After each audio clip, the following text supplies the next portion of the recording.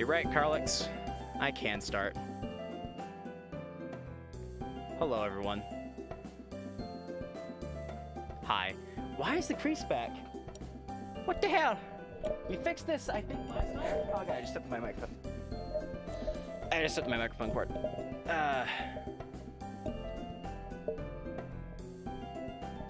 One second.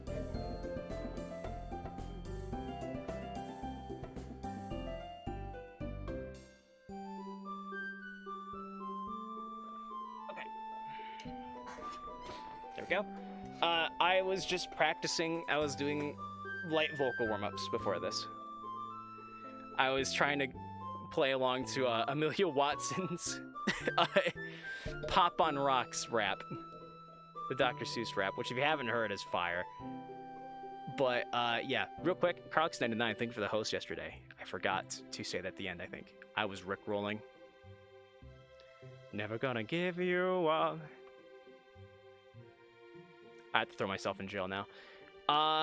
Real quick, last time we played this, okay, I actually don't remember everything that happened, but I do remember what happened at the very end. We were slowly falling deeper in love with Sayori, our childhood friend. And we had lunch with Sayori one day, on Monday specifically. Not like IRL Monday, but in-game Monday. In-game Friday, we invited Yuri to join us because we wanted to be nice. It's like, there you are. Send it on Discord.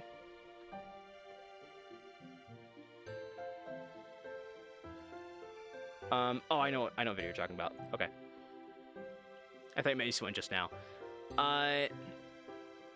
Yeah, I invited Yuri to join us for lunch because that's how you get the good ending for Natsuki. So I did the same thing again, repeated history. Yeah, we ate lunch together. It was nice. And then we met to talk about a new SFG voice. Do I have voice mod on by accident? Nope. Oh yeah. Oh yeah, that. I did a voice I had never done before during a flashback for Sayori's mom. I laughed really hard about it because I didn't know that I could pull off that voice. It was a voice I've never done before in my life. So I was just really surprised by it. I was just like, oh, I didn't think it'd sound like this.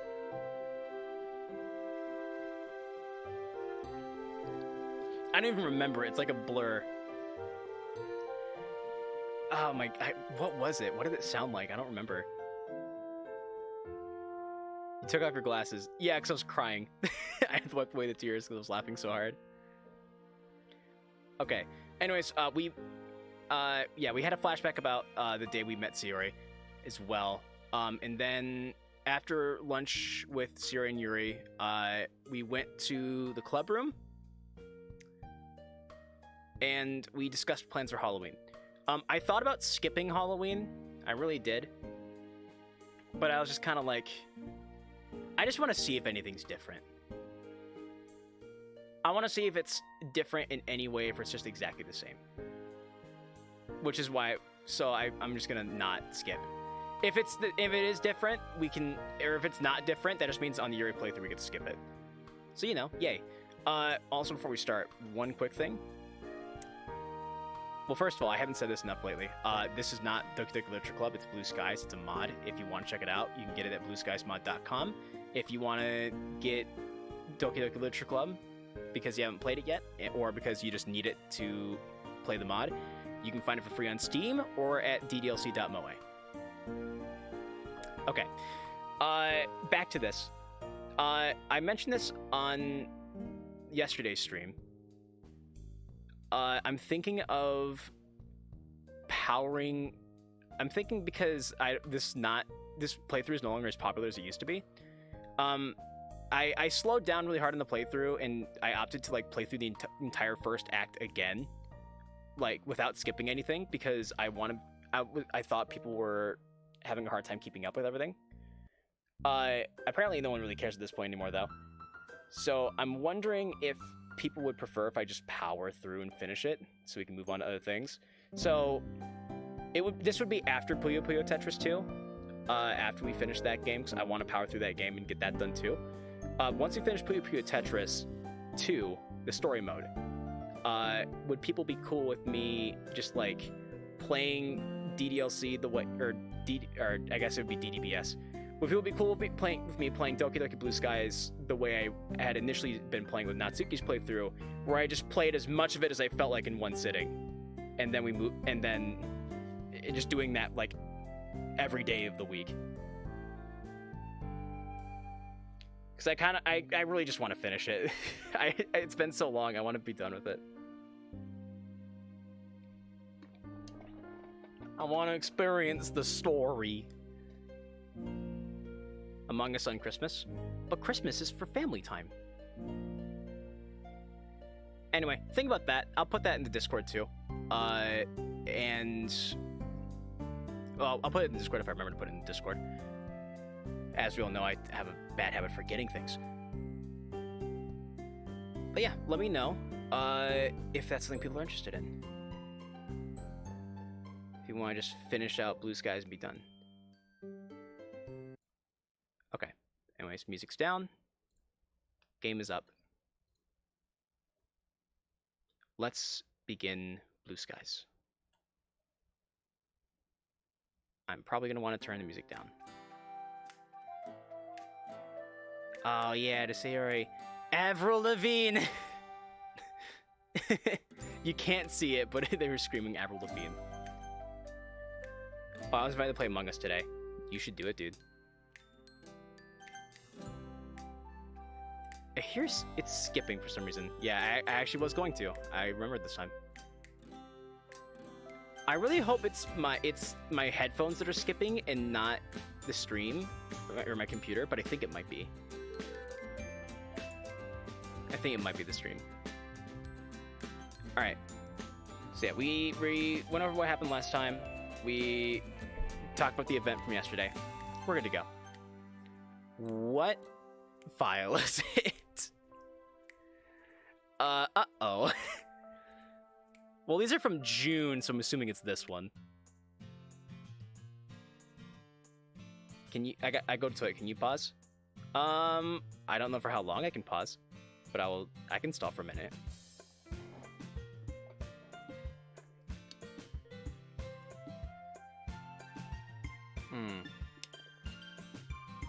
What shall I talk about while I wait for Carlix to return from the bathroom?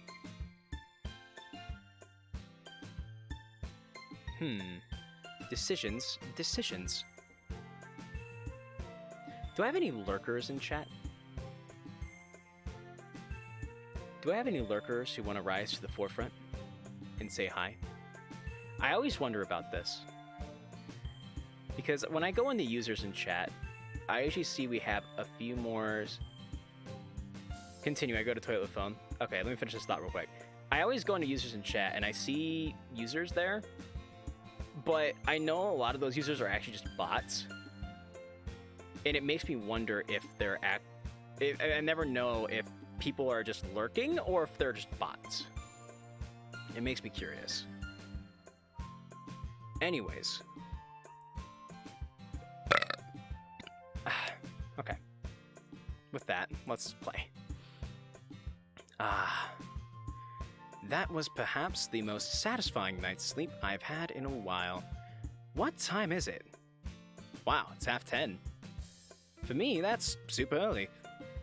This is the second Saturday in a row that I've woken up before noon. Am I slowly shedding my vampiric traits? I just noticed that there's no skip option on this, so this is completely new. Which makes sense, because we're in Act 2. We're in Act 2 on Sayori, so it's gonna be mostly new stuff. Which is exciting. We're finally done with our lengthy replay. As I draw the curtains and feel the sunshine flowing through the glass, I can't help but feel really content. In fact, ever since joining the literature club, even in spite of the festival, my mood's generally been so much better than usual. It's nothing but blue skies from here, haha. Perhaps it's due to what I told the girls before we started our recitals. It's just nice to have people my own age to hang out with. But what if it's something more than that? Sayori? Even thinking about her brings that warm feeling back, although not as strongly. Could it be Am I really starting to like her in that way? As if to interrupt, my stomach grumbles. The stomach is obviously more powerful than the heart. Guess I'll give this a muse over breakfast. Which is actually something Sayori would do. What do I feel like having today? Cereal, toast, fried eggs, sausage, bacon. Scrambled eggs and toast. The breakfast of champions. Second best cereal. That's my opinion. Well, sausage and bacon are also delicious. That's more of a special treat. Sausage is the kind of food you use to treat yourself because it's that delicious. If you treat yourself with it, it becomes special.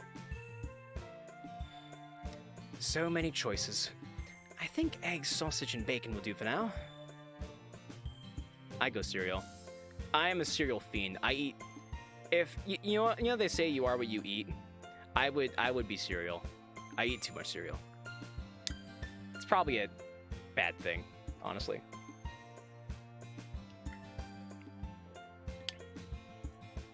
Like, you know when you ask someone what's your favorite cereal, and people always say, like, why would you have a favorite cereal? Or there's the person that like does have their choice and it's like Lucky Charms or something.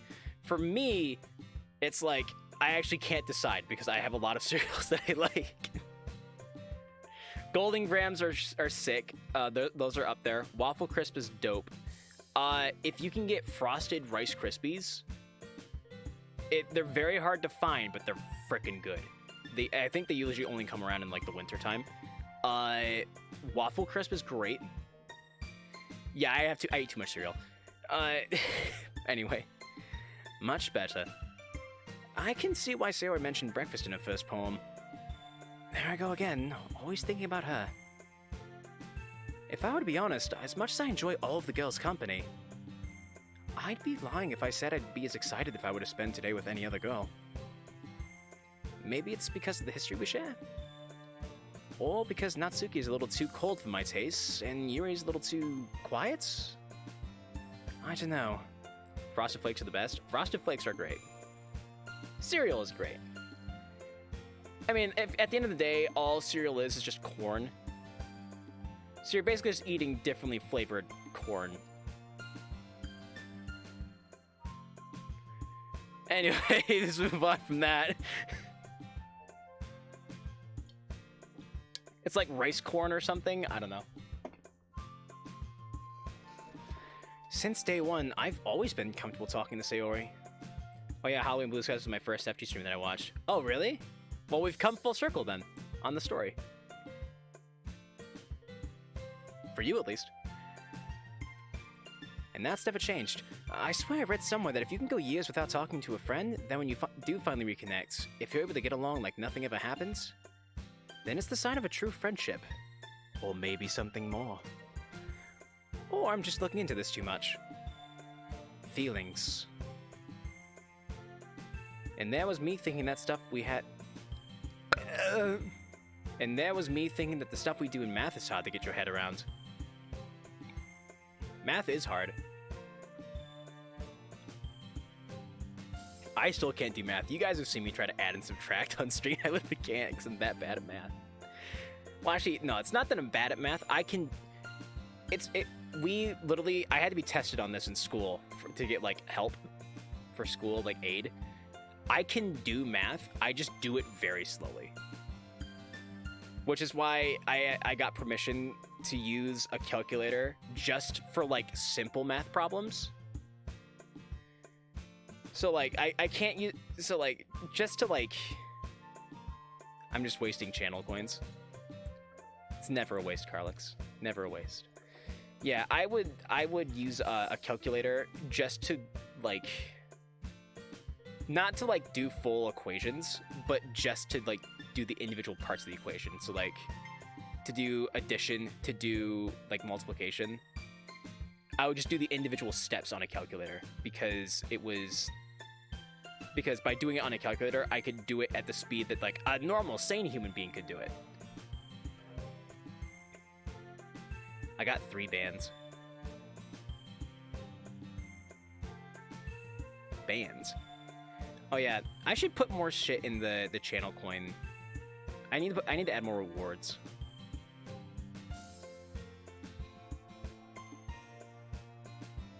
I should add, like, I know John has one that's just like you can flex. Yeah, I need to add a couple rewards. I need to go looking around to get ideas though. I never do. Anyway, okay, let me look at the history real quick so we can get... And that was me thinking that the stuff we do in math is hard to get your head around. One thing that never changes is Sayori's inability to get up on time. 5 minutes pass, and I grow impatient. Fishing out my phone, I shoot her a text. It's noon, you lazy girl. We've got pumpkins to carve, remember? Minutes tick by without a response. Sayori? At this rate, I'd probably have more of a two-way conversation with a mime. Man, how creepy must I look, just aimlessly standing outside our house? I'd do that. I would do that, but mostly just because, like, I don't know how to talk to people. Especially strangers. I don't know how to talk to girls. I'm like 23 and I can't talk to a girl to save my life. With a sigh, I open up the gate and head to her house. We're really gonna have to work on her sleeping patterns. I always knew she could be a little lazy, but this is getting annoying. Sayori! It's me! Sorry, I didn't want to wait outside. Are you, dressed? If I strain my ears, I can faintly pick up the sound of her voice. She's not replying to me, though. It sounds like she's talking to herself. I can't quite pick up what she's saying from this distance. Probably sleep-talking, and knowing her, sleep-talking about food. I'm nearing the end of my patience.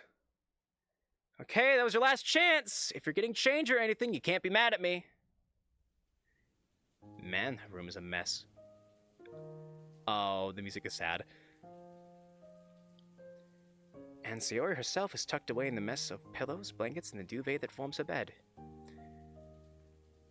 There's a swathe of hair that's fallen into her mouth, and she's drooling slightly. I've been there. She's curled up into a ball with her arms hugging herself. It's a strangely adorable sight, and I feel bad in having to wake her. As I draw closer, I can finally make out what she's saying. And to my dismay, it's nothing wholesome at all. It sounds more like she's softly whimpering to herself, and I can also spot glistening wet trails down her cheeks. Seeing Sayori cry, I wasn't expecting this today. I was not. The Calendars room is my fave character. Yeah, it's pretty cute. Seeing Sayori's cry is a sight I wish I'd never have to see. Can't help it. What's she talking about? Sorry, I'm so useless. But really trying for everyone. She flips over restlessly, a sob accompanying the movement. But it's so hard, so tiring. I don't want to do anymore. No, please, someone, anyone. I know, selfish. Sayori! Her head turns slightly, almost as if she's heard me. Her eyes remain shut, so it's impossible to tell if she's awake. Sayori, it's me, Sefji. It's okay, I'm here. No, I don't want to go. Didn't work last time. They said it would work. Fresh sobs fill the room as she cries harder. Her voice breaks completely as tears drip down her face. Oh. At this point, I've had enough. A strong, protective instinct within me demands that I reach out and gently clasp one of her hands with mine. With her hand in mine, I gingerly shake her awake. Sayori! Safchi!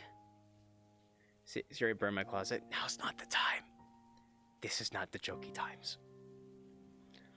And with that final mysterious utterance, her eyes flutter open, with panic momentarily flashing through them.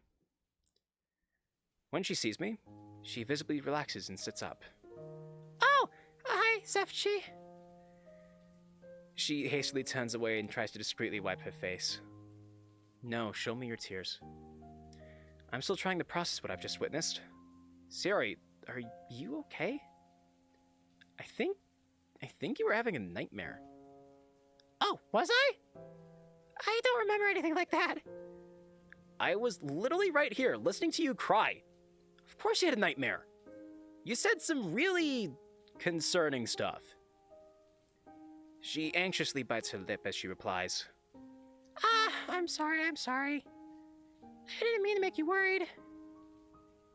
You seriously need to stop thinking that you're a burden. It's my job to be concerned about you. We're best friends. You're really silly sometimes, you know that? What's going on, Sayori? Please, just talk to me.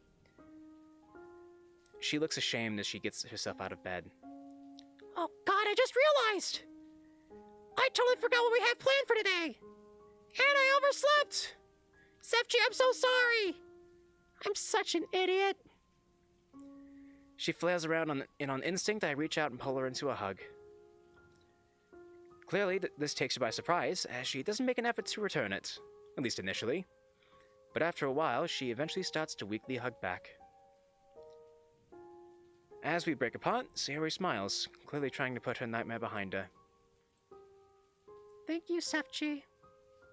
You always know how to make me feel better. Anyway, we have a lot to do today, right? Let's get started then. Is she really going to try and ignore the elephant in the room?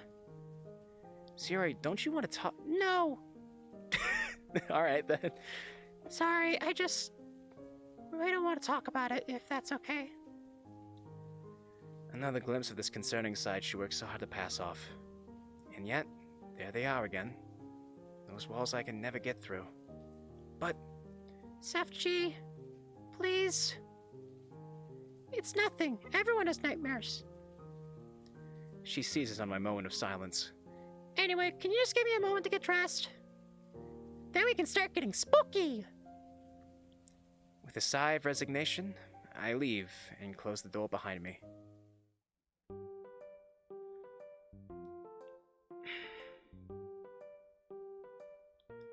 So, I've talked about this before on stream, but in case, I don't know if I've ever talked about it in detail, I usually joke about how, I'm, depressed.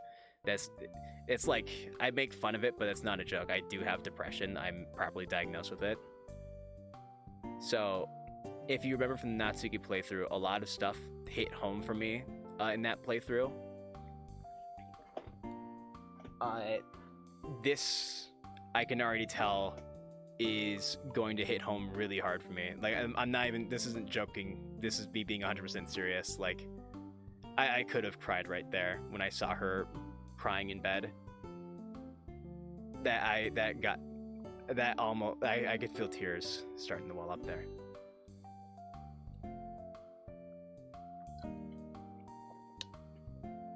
MC, go steal some chicken nuggets for her.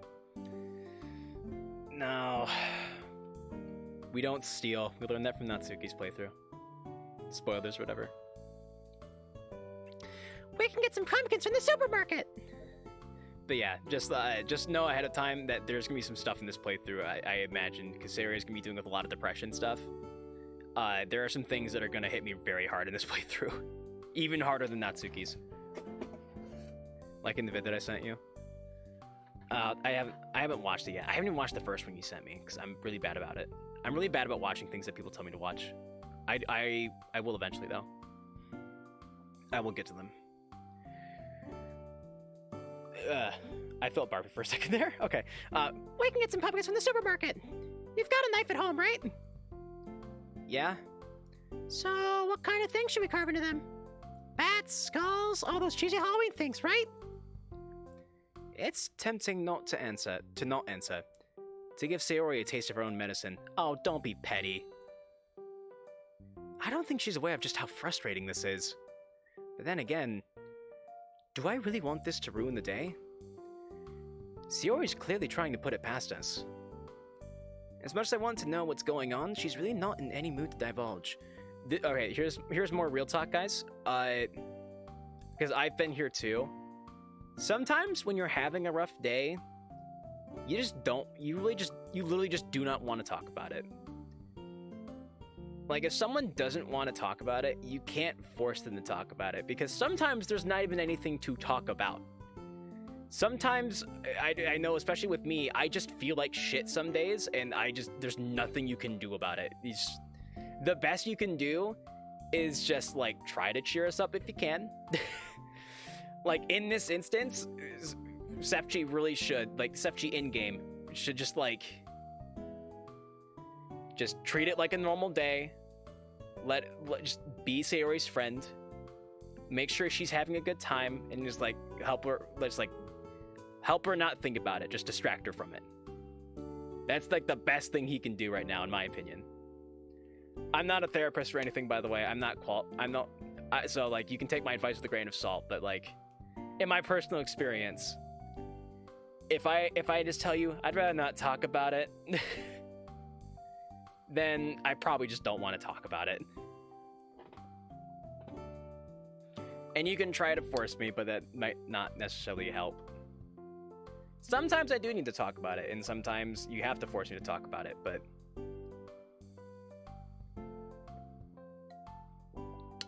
I don't know. But yeah, really, he shouldn't be, he's being kind of petty about this. He should just, like, treat this like a normal day. Especially wants to know what's going on. She's really not in any mood to divulge, and bringing it up now would probably ruin the mood and day for both of us. Besides, I can't really stay angry at her. Her general bubbly persona is so infectious. Only someone without a heart could be immune to it. Guilty! I tore my heart out years ago. Because as a warrior, I have no need for it. I begrudgingly smile. Or spiders. I forgot how much you're terrified of them. Oh, come on, like you're any better. I am! Okay, maybe with the big ones. Even though Halloween isn't as largely celebrated here, at least compared to Western countries, shops have still made a decorative effort. All of the cheesy, cliche Halloween decorations can be seen both on the exterior and interior of the shop. Luckily for us, all of the pumpkins are right at the front. Wow, these are huge! Which means we have more space to make some awesome decorations! Yay! Don't you think? Her eyes meet mine, the cheerful enthusiasm still bouncing around in them. Yeah, good thinking. Let's get these three. Ooh, do you mind if I grab some food for later? Yeah, sure. What were you thinking? Pizza. That wasn't Sayori's voice. Pizza. I want pizza. That was closer to Goblin than Sayori. Pizza. Not exactly the healthiest of choices, is it? Hey, I don't see you chomping on salad, you know. Can't dispute that. But in all seriousness, Sayori, maybe you should try something that isn't just junk food. I worry about you sometimes, you know. Are you calling her fat? Don't call our Sayori fat. I know. You don't need to, though. I'll make more of an effort soon, I promise. Hey, you Natsuki lover boy, come work. The cashier yells at you. Hey, that is a different timeline, sir. I'll make more of an effort soon, I promise. Alright, fine. Also, I have ring in my right ear. And it's passing. God, I hope I don't end up like my mom. My mom's not starting to go deaf in one ear. Rather, she is deaf in one ear. She has hearing aids. Or a hearing aid for her one ear. Pizza it is. But only if I get a slice. Or 2. Or 7. Deal! In an attempt to display my masculine bravado, I volunteered to carry all 3 of the pumpkins. In hindsight, given how much my arms are screaming at me, I immediately regret this decision. I can't believe you didn't let me carry any of them. You're so silly sometimes. Pfft, it's no sweat, Sayori. Meanwhile, his arms are actually yelling at him, like they have mouths and are yelling at him. It's like, hey, what the hell is your problem? We were not prepared for this. This is actual torture. Someone help! Get this psychopath away from us!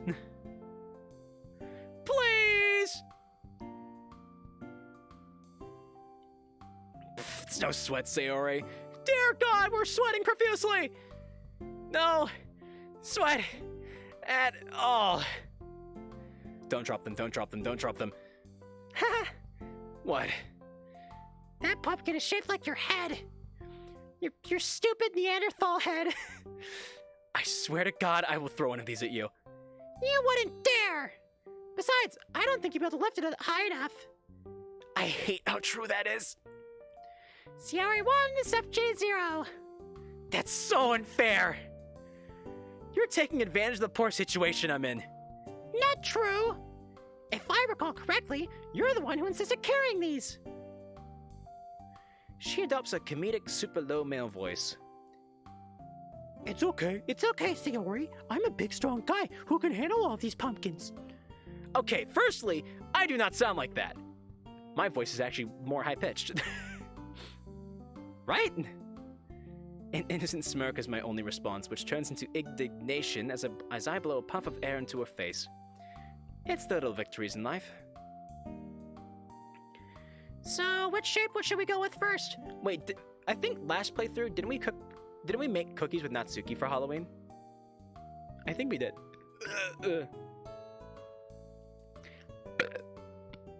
Yeah, I think we baked cookies with Natsuki to prep for Halloween, so now we're carving pumpkins with Sayori instead. It's pretty friggin' sweet. So which shape should we go with first? Let's just keep it simple for now. We can just go with a generic jack-o'-lantern face. I pull up a reference photo on my phone. My iPhone 4. I didn't remember what an iPhone 4 looks like. Hold up. What does an iPhone 4 look like? My Nokia. It's just a fucking... It's like a pixel drawing like that big on this Nokia phone.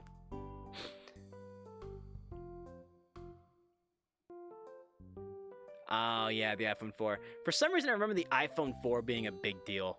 I can't remember why. Look like that. Okay. I could have showed that to you guys before closing it, but I didn't. So you're gonna have to live with it. We've got to start by scooping out the insides, though. So let's cut a hole in the top.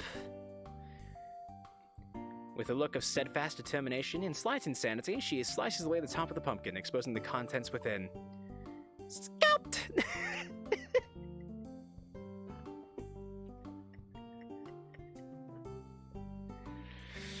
The thought of Sayori just going up to a going up to a pumpkin, just grabbing it, just going like, while saying scalped, just cutting the scalp of a pumpkin off.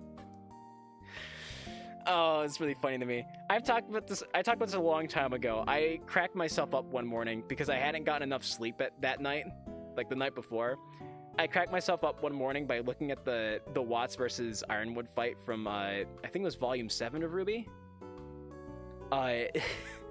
There's a part where Watts gets knocked down to the floor and he's like trying to get up, and Ironwood kicks him in the stomach. He goes flying forward. He goes flying like up and forward, like diagonally, and like back first. And his back hits a wall, and he lands on his feet. And then Ironwood punches him in the face, and it's a really dope shot. But I always imagine that as Ironwood is kicking him up to his feet, he's just in his mind, he's just going scoop as he kicks him to his feet. And it makes me laugh every single time because it's not funny. It's not funny at all, and I fully recognize that. But at the time, because I was so sleep deprived, I thought it was really funny. And I think about how much I laughed, and it makes me laugh. Scoop! Also because Iron was just such a serious character, and imagining him saying that is really funny to me. Anyway. With a look of steadfast determination, she slices away the top of the pumpkin, exposing the contents within. She looks really cute with that look on her face. I do like this expression of hers. Her nose has scrunched up, and she's focusing intently on her task. And the best part is, she's so oblivious to how endearing she really is. Come on! Don't be afraid to get your hands dirty. Okay. Oh man, it feels so cold and sticky. It's slow but steady work. As we scoop out the inside, I do my best to not to focus on how soft her hands and arms feel as they brush against mine. There! Now my hands are all sticky. Yeah, mine too. Say, do you want... Oh, this is a dick move. Do you want a new hairstyle? I would not do this even to my worst enemy. That's just mean. Is this Sefchi's attempt at getting her to get into the shower?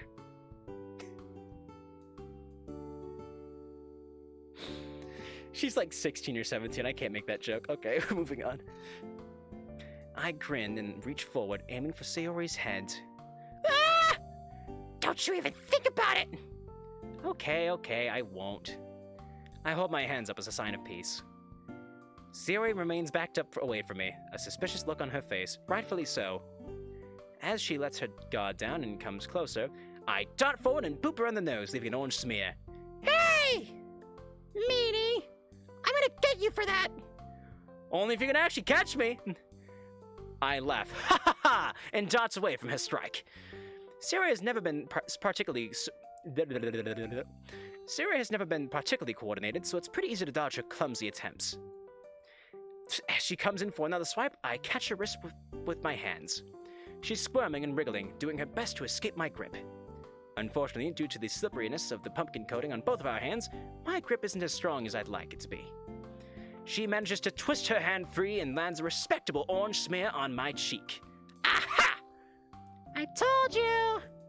Her victory is short-lived as I manage to return the favor down her neck. Okay. I trust! Truce! For real this time! No tricks? No! We still have to carve the pumpkins. Okay, fair enough. After we wash our hands, and not our faces apparently, because we're never washing these faces ever again.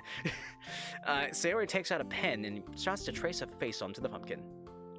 I'm looking through the cupboards, trying to find a knife that's big enough. And I find a knife, and as a prank, I stab Sayori with it. It's just a prank, bro. It's just a prank, bruv. This one will do. How's this? I wander over... Oops, that's the wrong voice. I wander over to the left of Sayori. And then I take a drink of water.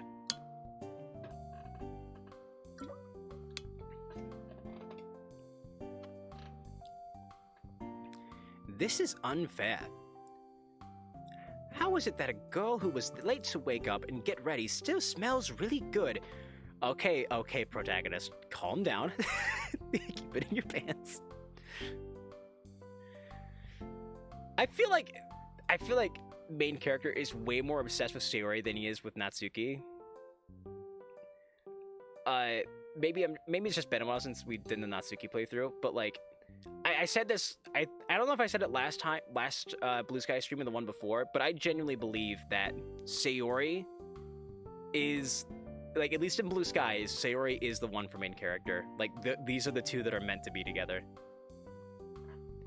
I feel like they just have, like, the best connection, because they're childhood friends. It makes sense. They both like each other, clearly.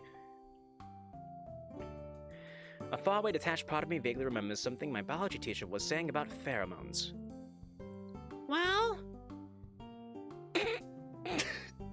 Yeah, it smells great.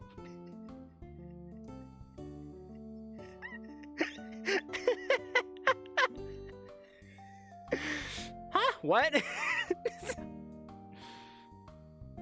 like I'm gonna burn you for that. Smells. Huh? Oh, damn, did I say smell instead of look? I guess I'm a little hungry. I'm on Google Maps. Why are you on Google Maps? You look for my address, you're never gonna find it.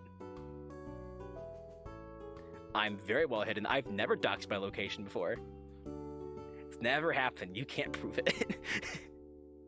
I've come close a few times, but I'm usually pretty careful.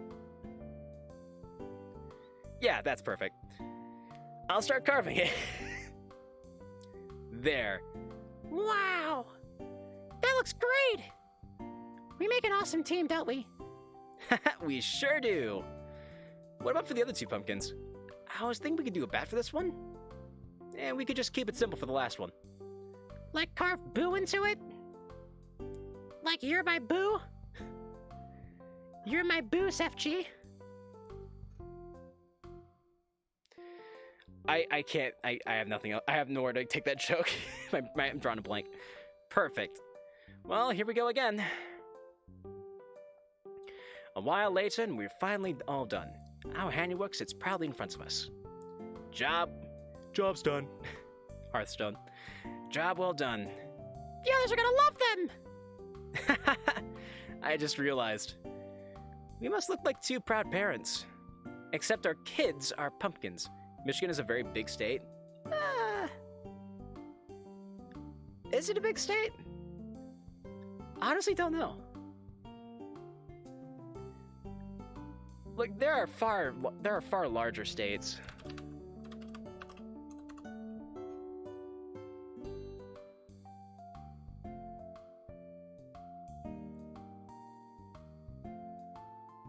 Okay, granted, this is a tiny ass map. I wonder if I can find a big map.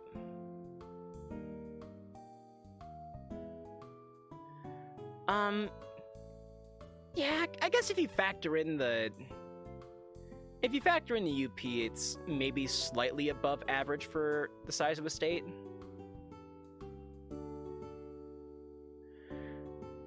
The thing for me has always been that just Michigan's just shaped like a glove, and that's like the big thing about it.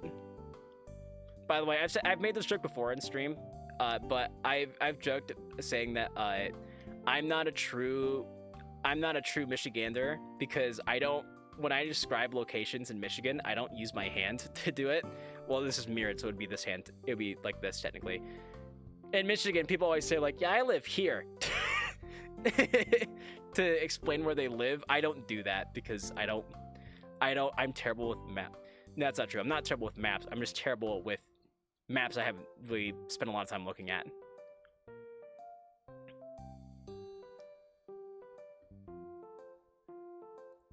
I'm great at pathfinding if I have a map in front of me. But yeah, I've never heard someone say that Michigan's big. In my mind, it's just average compared to the other states.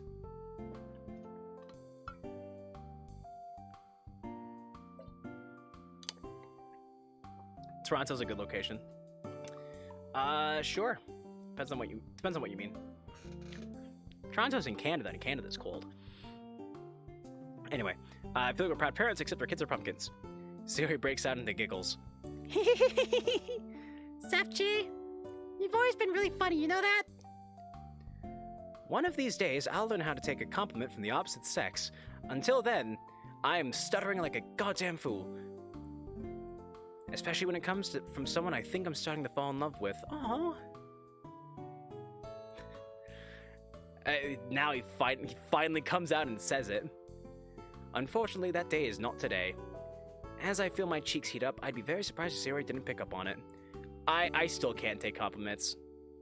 I already have some pretty rosy red cheeks. Like, you can probably see if I pull up the face cam. My cheeks are very red already.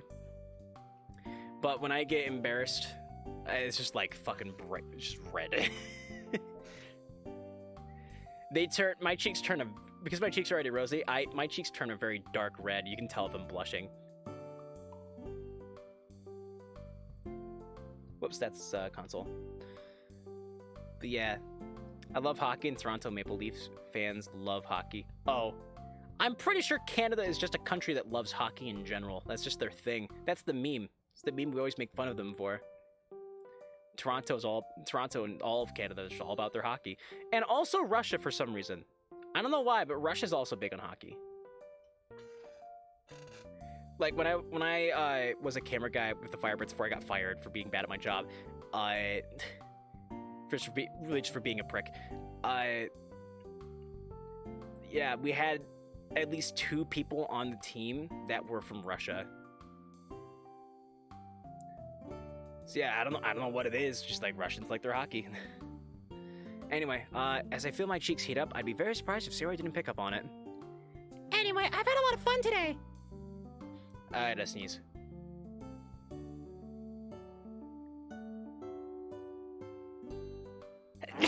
There it is. Okay.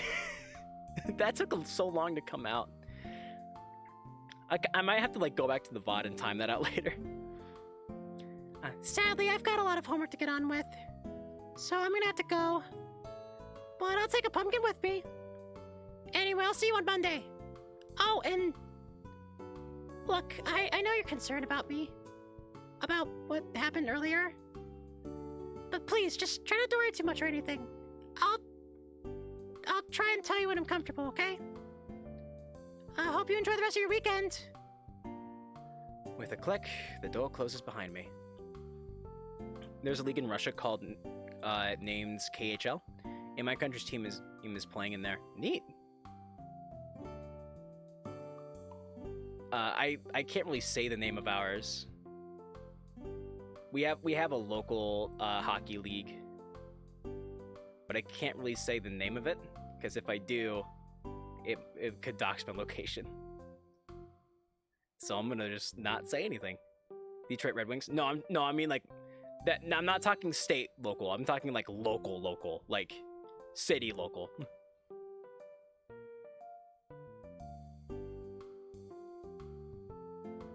So I literally can't say anything. I actually can't.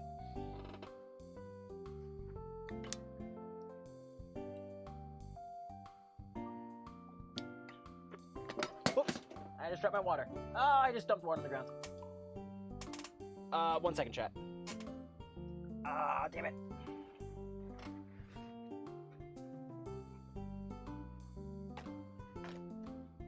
Fuck.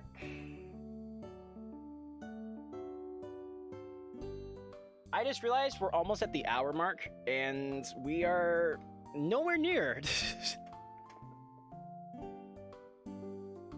With Halloween. Halloween is gonna be... The Halloween party thing takes a really, really long time to get through. So we're probably gonna have to go long since we're already coming on our hour mark. Like, I said we were gonna do Halloween today, and I meant it. We're doing Halloween, even though I have to go over. That's... Shh, not yet.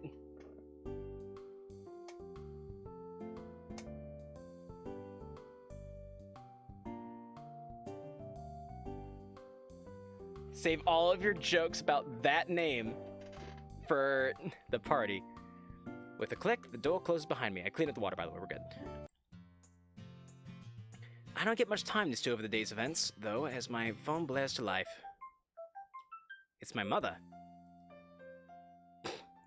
Hey, yo, it's Spoons. Hey, it's Spoons. Hey, you wanna buy some spoons? Hey, Sefchi. How have you been doing? Are you eating well? Whoa, Mom, slow down. I'm fine. School's going well. Sakurai started talking about World War I, so history's pretty enjoyable. World War I is dope, and everything that happened in it is dope. About the eating part, I haven't eaten my spoons yet. Shit. How are the things on your end? Stressful. What do you mean you haven't been eating your spoons? What do you mean not eating your spoons? What do you mean not eating your spoons? I want to come home and see you. I've been feeling ever so guilty about being away. Nah, it's fine, seriously. Since joining the club, that lonely feeling has pretty much disappeared. I have Halloween costumes ready. For Halloween in December? Yo. Plot twist, everyone has to go as Santa. That's the only costumes available. Okay, I read that line. Plus, Sayori and I hang out a lot, so it's nice to have some regular contact with her again. Oh yes, that club of yours.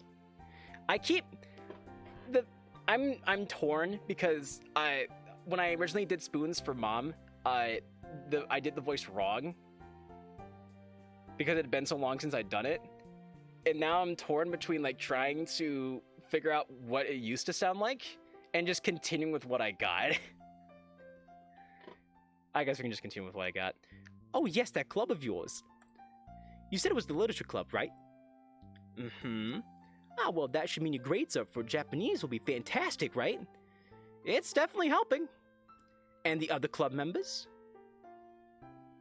I'm Austin Matthews. I don't know who that is. Yeah, we get along pretty well. One girl is really shy, the other one is kind of cold, but I think she's a softie at heart. Oh, and Monica's the president. That's her only character trait. Is that she's the president. Hey, Mom, Spoons, bust me out of the closet. I can't do that. I am not allowed to do anything unless it involves spoons. And busting you out of the closet does not involve spoons. I suppose I could make it involve spoons, but there's also a lock in the closet, and I can't pick the lock with spoons. With spoons. Yeah, it kills me inside. Spoons. I can't pick the lock. I can't pick the lock to the closet with spoons. Oh, the Monica you used to share classes with? Her voice is so inconsistent, I'm so sorry. The one you had a crush on? Mom! I didn't have a crush on her. I just liked her a lot. Of course not. So, being around Sayori again. When I called you last week, you were on a date, at the park with her. Yeah. At the park with her. As friends. I'm so happy for both of you. She was always your best friend growing up. Crush reveal. Ooh. Look, we may have had a crush on Monica, but as we admitted, we're falling in love with Sayori. And that's how it's gonna be. Natsuki's best girl, but Sayori's the one for main character. Although, perhaps it's a muddly intuition, but I get the feeling that you and Sayori. What about us? I can sense her knowing smile. Her knowing, demonic, evil smile, even over the phone. Well, you tell me. Fuck. Save over this one. Before I end stream today, Carlix, can you remind me to delete all our old saves? Just they're cleared out. No wonder why MC loved Monica in the original. MC did not love Monica in the original. We didn't have a choice. We were given no choice. It was just Monica all the way. I mean, I see no reason to lie to her.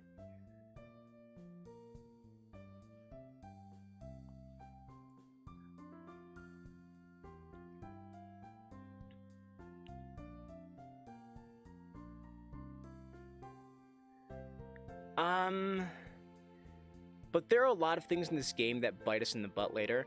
Honestly, though, during the Natsuki playthrough, I made every right choice except for one. And it was the very last one. So my instincts, for the most part, in the first playthrough of the game, our very, very first, were right. So I think I'm gonna trust my instincts here. I'm just gonna tell her we're developing feelings. Well, truth be told, Mom, I think I really like her. Like, in that sense. Ah, yes, I did think this day would come eventually. Look at my little boy, all grown up. Time to get out your big boy spoons. Time to get out the big boy spoons. Falling in love with the girl. Mom! Sorry, Spoons. I guess I should have seen this coming. Given the way you used to act around her as a kid. Always looking out for her, protecting her from things that scared her, sharing your food with her. Quite the gentleman you were. Really? You had your suspicions that early on? Motherly instinct, sweetheart. We share a laugh. It was confusing at first. I didn't really know what these new feelings were. I'd start to notice little things about her that I didn't see before. Like how pretty her eyes are, or how nice she smells. Or how cute she looks when she's trying to concentrate. I sighed dreamily. Yeah, I'll admit it, she's got me good. So what's holding you back? Well, I don't really know girls that well. You and me both, partner. MC is getting annoyed. MC, he's not annoyed, he's head over heels. I'm head over heels. I don't really know girls that well.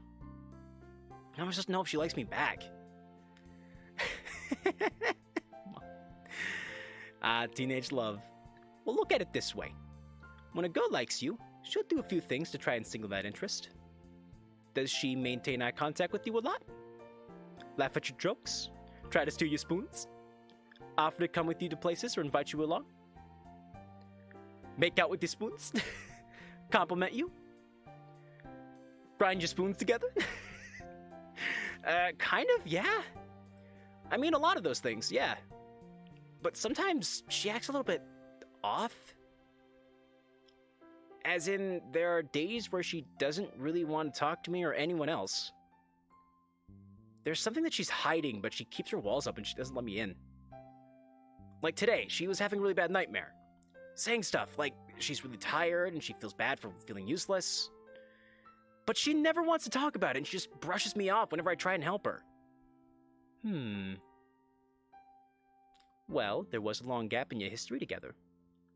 Perhaps something happened in her life, something that she isn't ready to share just yet. Patience is a virtue, sweetheart. You have to understand it from her perspective. From her spoons. From her spoons. Sometimes people just don't want to share. I'm realizing now the voice is slowly turning from spoons to Jewish grandmother.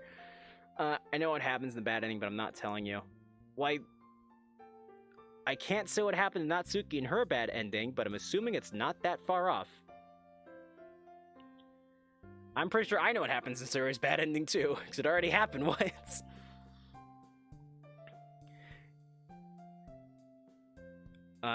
Patience is a virtue, sweetheart. I already read that. I know it must be frustrating. You want to help, but she's just not letting you. She's not letting you. She's just not letting you. She's not letting you look at the spoons. She's not letting. Sometimes you just gotta wait, and sooner or later she'll trust you enough to open up her spoon drawer for you. Yeah. As much as we would like to, sometimes we can't just force ourselves into someone's life like that. Besides, we have no idea what her reasoning is.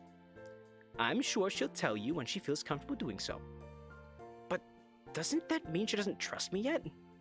Not necessarily. From what you've told me, she enjoys spending time with you.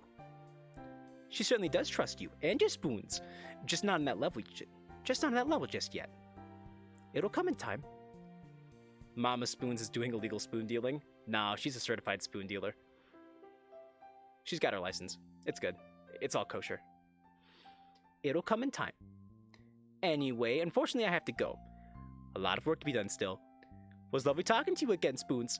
And keep me updated on the Sayori situation, especially if anything major pops up, okay? Sure thing, Mom. And thanks. Your advice has been really helpful. You're very welcome, Spoons. Bye! I like to imagine every time it beeps, it just goes, Spoons! Spoons! Spoons!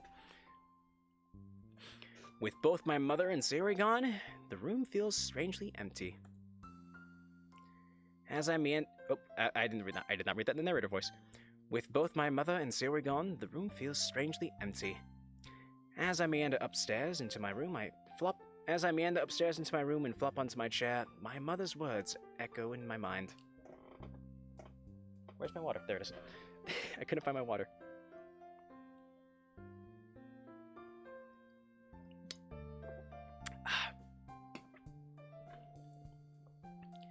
Maybe Sayori does like me too, then. Huh. Well, even if she does, what am I meant to do? Am I meant to make the first move? Ask her to a date? Or be my girlfriend? Although, if we've been hanging out, just us two, isn't that already technically a date? Gah, I don't know. I think I'll just see how the next couple of weeks go and not push anything. Primarily because I don't know what the hell I'm doing. With a weary sigh, I boot up my computer. And I jerk off to my porn, to my hentai. There's no way I'll be able to get any homework done with all of this on my mind. Video games should be a nice way to relax. It's Halloween coming up, so let's pick a horror game. Layers of Fear 2. Oh god! This one looks tempting. Third-person survival horror, police detective, nightmare simulation. This will do fine.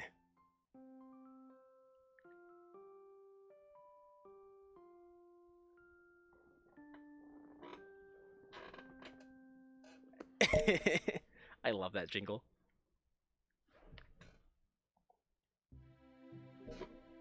I just realized the music's pretty quiet. Let me jack it up a little bit. Here we go. Man, do I regret staying up late yesterday. I knew it would be a bad idea. I knew I'd struggle staying awake. In ways more than one, I really am my worst enemy.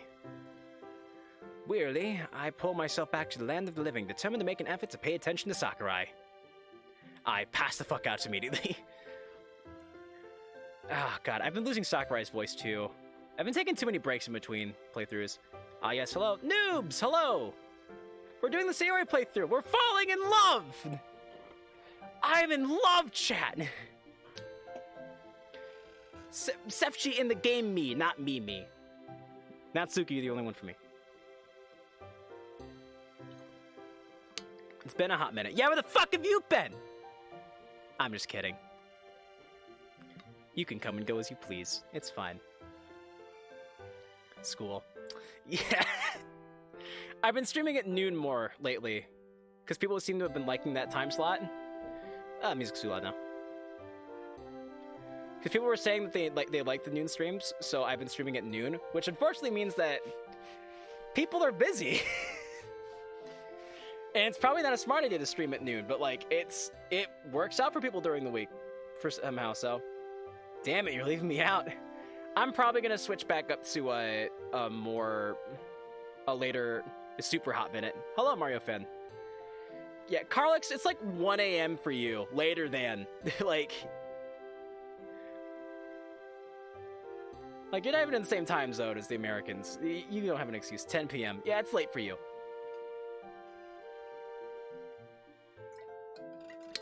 Yeah, you've come at a good time. We hit Act 2, I think, like, 2 streams ago? So we're getting to the new stuff. Doing a face reveal stream today, so excited for that. Sick!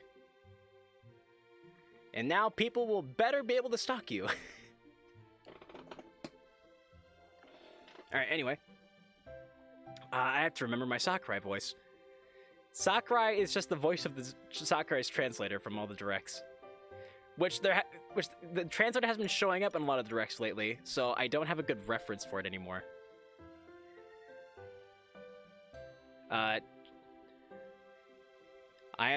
We have something very cool to show you. Take a look. Would anyone care to give me a brief recap of the events that took place at the start of the war? It's alright, don't all line up at once. It's alright, don't line up all at once. I grin at him, marveling at how his humor is possibly the only thing keeping me awake. It's like, well, I still have to do a voice reveal. It's coming, Carlix, someday.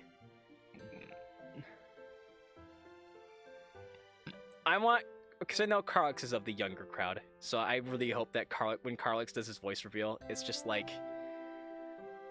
It's just really deep. It's just like way too deep for a 13-year-old, like corpse husband levels of deep. It's just like, hey guys, what's up? I'm Carlix99. Nah, you're right, Carlix. You sound like Jesse McCree from Overwatch. Somebody call the Undertaker. It's high noon. Okay, anyway, I gotta turn the music down on my end. Okay, I grin at him. Yep. I hope he doesn't ask me, though. It's hard enough staying awake, let alone actively contributing. Oh, by the way, my voice doesn't sound any close to you when you last heard it. Ah, the good old puberty fight kicked in for you, buddy. Hey, guys. How do we drop 91 frames? I've noticed we're dropping frames a little more often ever since I kicked up the 6,000 bitrate, but honestly, I'd rather have the higher bitrate. I would like to kick it up to 10,000, but I don't know what would happen. Last stream we crashed. Partway through. Like literally my computer crashed, I blue screened. It's like Sayori's voice but higher pitched. So it sounds like this but higher? I didn't even think that was possible. What are you, fucking Minnie Mouse? Oh, I can help voice act for characters? Nah, this is my journey to. This is my undertaking. This is my one ring. I have to carry this into the vault. This is my burden to bear. And when I say my burden the bear, I mean my throat's burden the bear. Anyway. Luckily, Sayori spares me from that possibility by giving him a perfect answer. Well explained. Your teachling definitely deserves a pay rise. He chuckles to himself, carrying on. Has John been streaming recently? He's been trying to. He's been busy. He streams when he can, and when he does, people always come because they always show up in force because like he streams. It's so rare for him to stream now that when he does stream, it's like, hell yeah, I have to show up. Well, a bit lower, but I'm not a fan of it. You'll drop eventually. I still don't like my voice. My voice is still too high-pitched to me. Like, it sounds deeper to me than it actually does when I listen to a recording of myself. Because I can feel the rumbling in my throat and in my ears. But no one else gets that. So I just sound like a 12-year-old. I'm guessing it's mainly during the day. Yeah, usually. Anyway, he chuckles to himself, carrying on. I forget, we gotta get through this, because I'm already going over. Well, I paid attention for a couple of minutes. That means I'm entitled to a nap, right? No. No, it doesn't. Another flashback?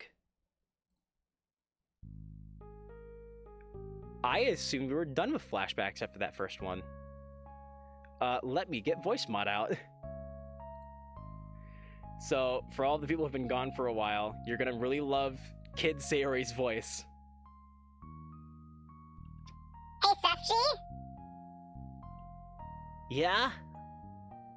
She looks shyly at the ground. Do you think we'll be friends forever? What do you mean? Like, we're pretty young, and we've been friends for a while. When we move to junior high school, we'll still be friends, right? And even when we moved into high school. Hey, Sayori. Where's this coming from? Oh yeah, the dad's voice is Russian. Yeah, our dad's voice is our dad is canonically Russian. Or head canonically. Of course we will be. You're my best friend. I always enjoy hanging out with you. Except for the times when I don't.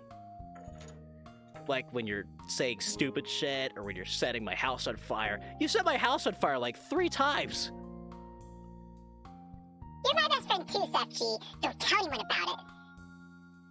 You've always been really nice to me. I just don't want to lose that. Sayori, you're being so silly. I know. I have an idea. Something that means we'll always be friends. Let's fucking make out. That's so hot. Oh, what? Okay, moving a little faster, buddy. We should get married! Married? But isn't that what grown-ups do? Yeah, but we're 8 now.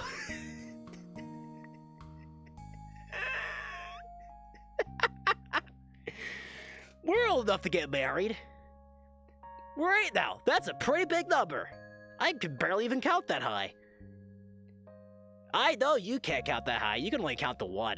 Anyway, what do you think? If we're married, does that mean we'll be friends forever?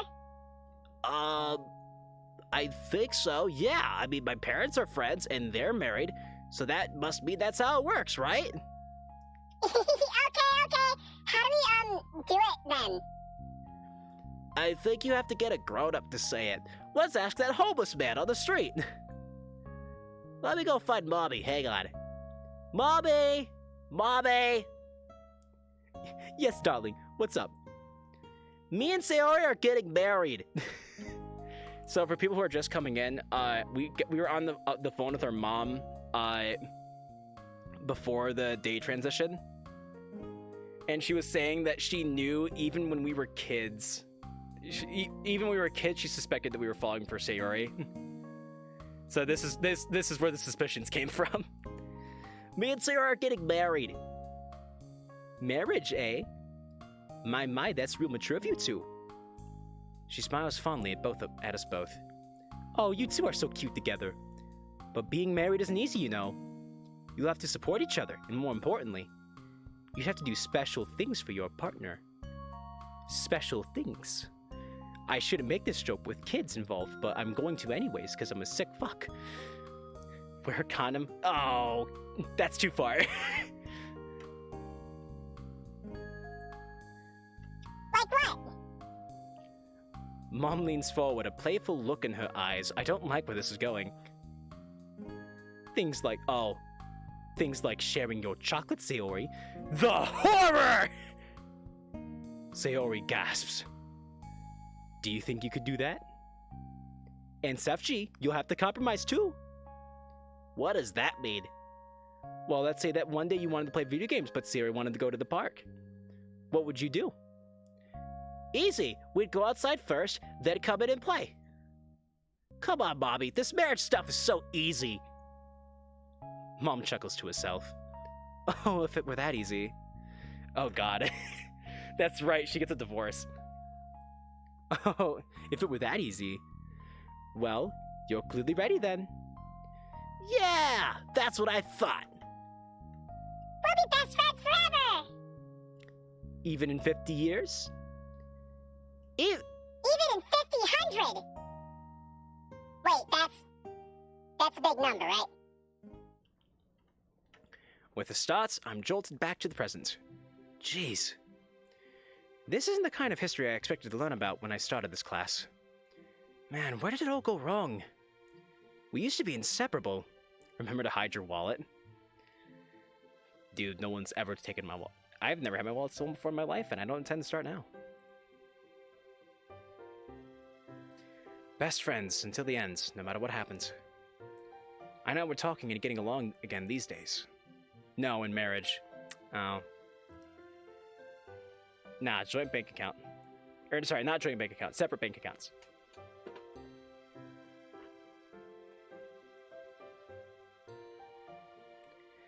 I know we're talking and getting along again these days. But there were a good few years where we had no contact. And she said she loves being around me and she didn't want to lose what we had. Even though she probably felt estranged as we began to drift. As Sakurai talks, an uncomfortable feeling of guilt bubbles up. As Sakurai talks, an uncomfortable feeling of guilt bubbles up within me. But we're friends now, right? There's no sense lamenting on the past. Now, everyone, open your textbooks to the segment on trench warfare. I want you to write out the main features. What it was, how it worked, and how both sides tried to break out of it. Need some water.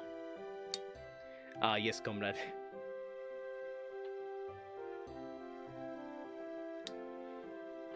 Alright, it's getting kind of warm in here. Let me take off my coat real quick.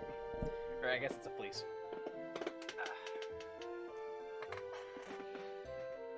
I'm bringing sexy back. Okay. Alright.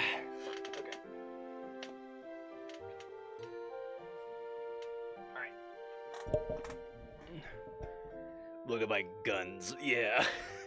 I'm just kidding, it never worked out. Well, looks like I can't get away with just idly listening in the background anymore. After a while, the bell rings. The usual stampede occurs, with students eager to head to lunch. As I'm making my way over to the courtyard, I spot Natsuki. Oh, interesting. Hey, Natsuki, how are you doing? Oh, it's you. I'm alright, I guess. There's an awkward moment of silence, a given, I suppose, as this is one of my first times talking to Natsuki one-on-one. Looking forward to the Halloween party? Should be fun, I guess. By the way, I don't suppose you've seen Sayori, have you? Don't you guys walk to school together? Yeah, but she wasn't there this morning. Uh-oh. And it wouldn't reply to my texts. I ended up walking alone. Huh. Weird. Nah, I haven't seen her. I'll tell you if I see her. That was redundant. If I may, writers. Nah, I haven't seen her. I'll let you know if I do, though. Flow's better.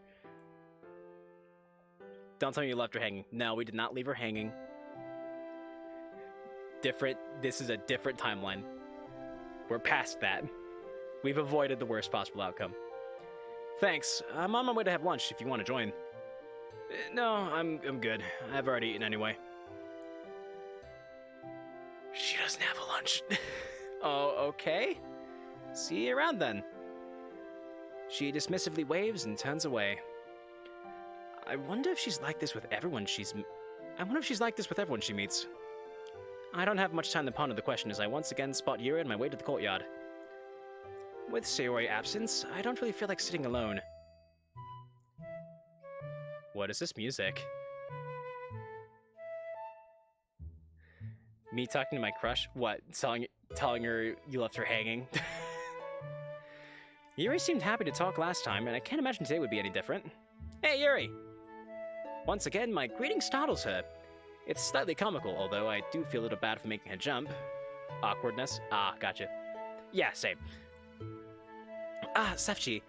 Sorry, I didn't expect you again. I'll stop being a ninja, I promise. I have been a ninja from the day I was born, and I will never stop, because it's funny to scare people. MC had a crush on Monica once. That was a given. Like, everyone had a crush on... Like, I think everyone in school has a crush on Monica. She's like the school idol. She's like the most popular girl in school. Monica's that girl that, like, girls want to be her, guys want to be with her. That's who Monica is, I feel like. I'll stop being a ninja, I promise. She laughs softly, closing her book and pulling out a box of food. Mind if we sit outside again? She nods and stands up. Nah, she's kind of crazy. Only in vanilla. In this game, she's not self-aware.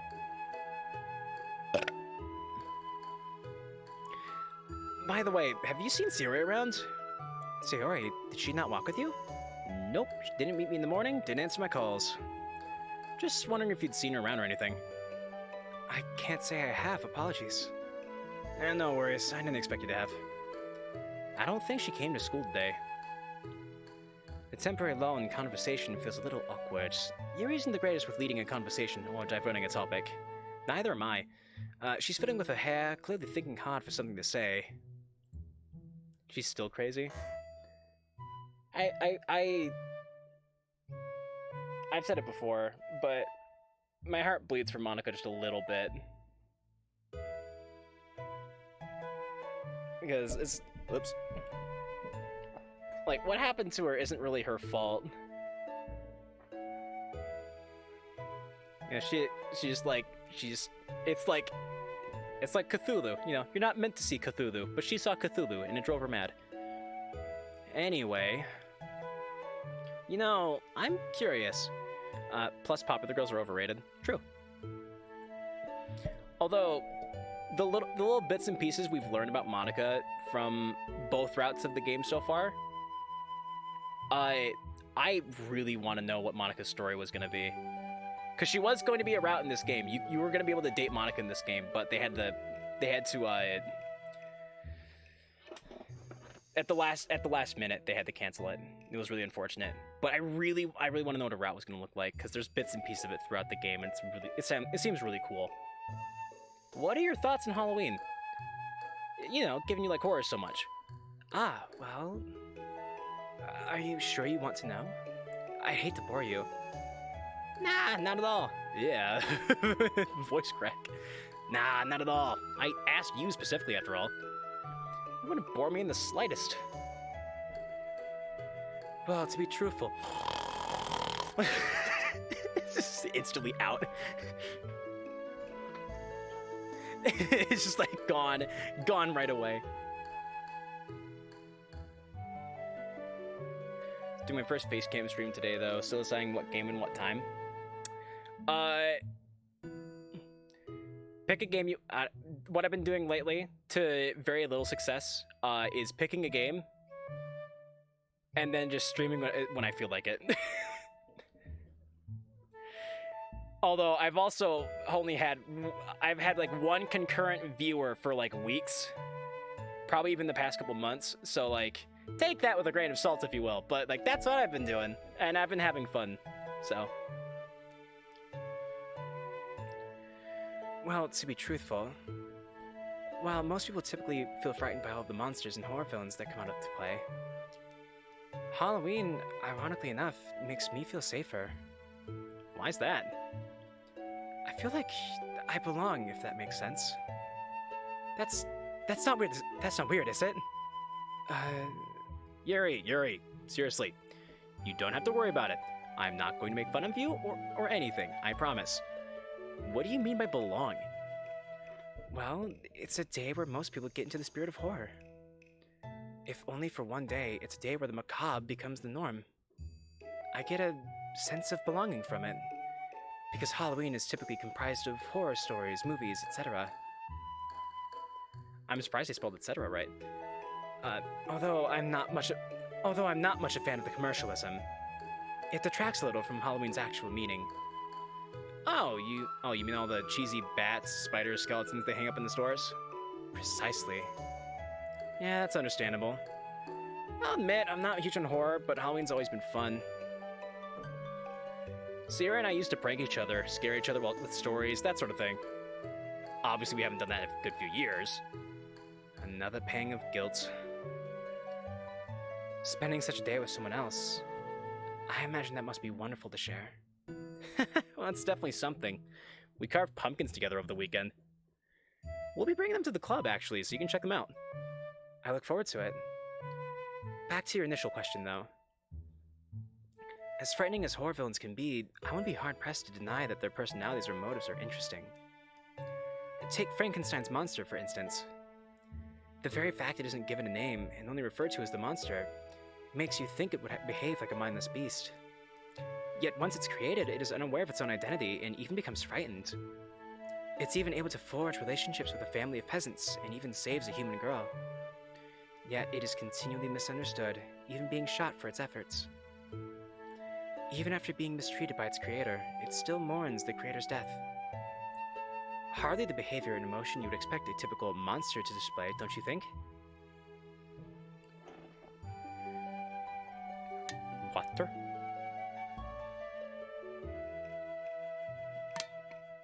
By the way, for all you streamers out there, if you join the Discord, I do have a promotion channel in the Discord.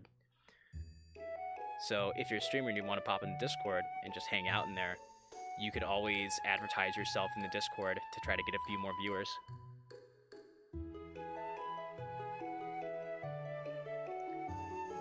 I know a lot, because I'm in a lot of Discord servers that I don't even really talk in that often, just of streamers that I am either well acquainted with or just kind of know, and I advertise in them all the time. And I feel like it's good to just return the favor.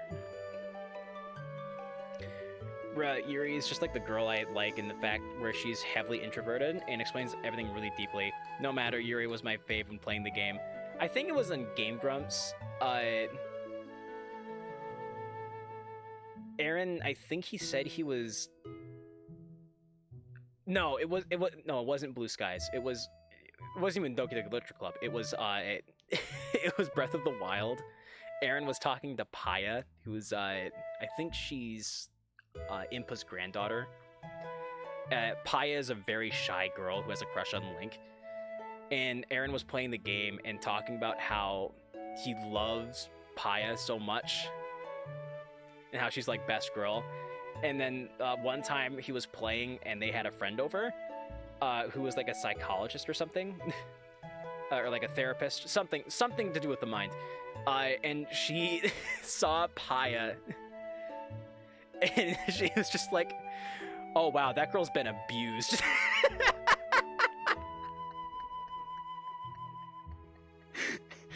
And Aaron was like, dude, man, why did you have to ruin that for me?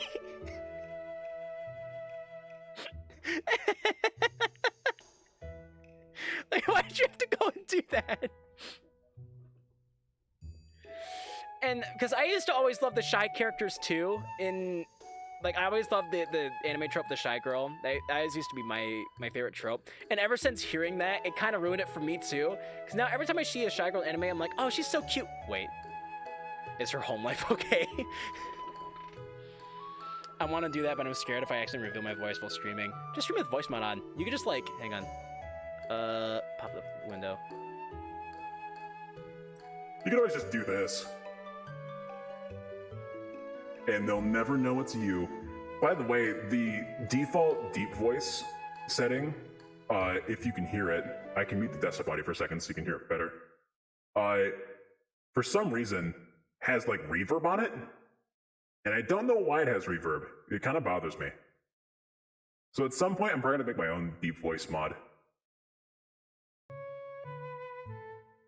that doesn't have that reverb on it. Or at least that has, like, if I replicate the default one With like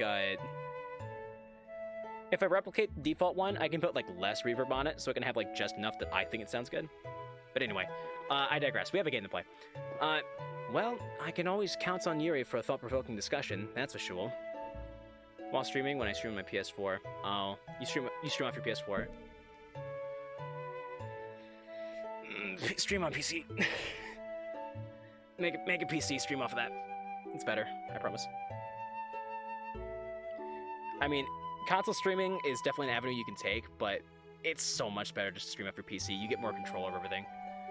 Also, I'm realizing that the green screen is really grainy today. You know what? Because I'm wearing all black, so the green screen's really gross and grainy. So we're gonna, real quick. Where's face cam at? There it is. Just gonna, there we go. I won't bother tossing it over the side, I'm just gonna leave it like this. When I wear all black, the green screen has a fit with me. Because I already have a green screen that's not lit properly, so. But I'm trying to stream on PC, I need people for Among Us. Yeah, that's the problem. Well, I mean, like I've said it before, if you can get the people for Among Us, and you just need one more, I'm there. Because I also want to stream Among Us, we just can never get people together. Anyways, I already read this. I can always count on you for a thought-provoking discussion, that's for sure. When you put it like that, I can definitely see what you mean. I guess just by labeling something as a monster, people automatically assume it'll behave like one, right? Labeling theory. If you took sociology in high school, you know exactly what that is. So, in giving it a personality and, well, human emotions, it does make you question whether the monster is really, well, a monster. Definitely. It's honestly fascinating. Excuse you, Yuri. Jesus. I need to get Among Us on PC first. I have Sad Kitty and some other friends. A lot of streams possibly coming after Christmas, though. The only thing I asked my parents for was the Oculus Rift S. Ooh, smart boy. I want to get into VR, but, like, also I don't think I have the room for it, so. I could maybe do, like, PlayStation VR. I don't want to buy Move controllers for PlayStation VR, though. VR is just expensive. And it takes a lot of power to run it, too. I don't think my computer could do it. My computer can barely stream. Like, I barely have the specs to be able to stream stuff. VR Phasmophobia, though. Yeah, computer can't run it. Like, computer shit's expensive for gaming. Anyway, the rest of the lunch break passes by in a blur. Before I know it, the bell is rung and it's time to go. By the way, I'll say one more thing before we... I'll say one more thing. I'm gonna, like, focus on the game for a little while. I missed this. I missed having long conversations with chat. This is where streaming is fun, is when you have chat to talk to. This is what streaming's all about for me. Well, that's another day over. Sayori's been on my mind all day. No matter how much I try and distract myself, I've been there. She's probably just ill. Given the stuff she eats, I guess it was bound to happen sooner or later. Well, I can talk to you. Thanks, bud. I'm probably getting a good PC mic for Christmas. Nice. I would recommend the one I use, but I can't because it's not great. It's like, I personally blame my mic for why I'm so quiet on stream. I know my streams are just really quiet overall, but this mic is also just really freaking quiet. It's like not the best mic. I also can't find the mic listed anywhere online anymore, which makes me, and given the price I got it at, it makes me think that maybe this wasn't the highest quality mic. It might have even been a scam. But it is a microphone and it works, so like for the price I got for it, it's good. Yeah, I just need to get an active chat. This is like I have the third-party controller of microphones. How much is your mic? The mic itself, I think, was like 20 bucks, 20 USD. But along with the XLR cable and the phantom power, after buying everything else I needed to make it work, it ended up coming to like about $50, $60, I think. Which, all in all, like, to have a microphone that's like even close to studio quality, like for the quality of this microphone, $20 is a good deal for it. I'll say that. This microphone is absolutely worth $20. It's just criminal that it's not a great microphone. That's all it's worth is $20. But yeah, this is a pretty nice microphone for the price. It's just really quiet. That's the only downside about it.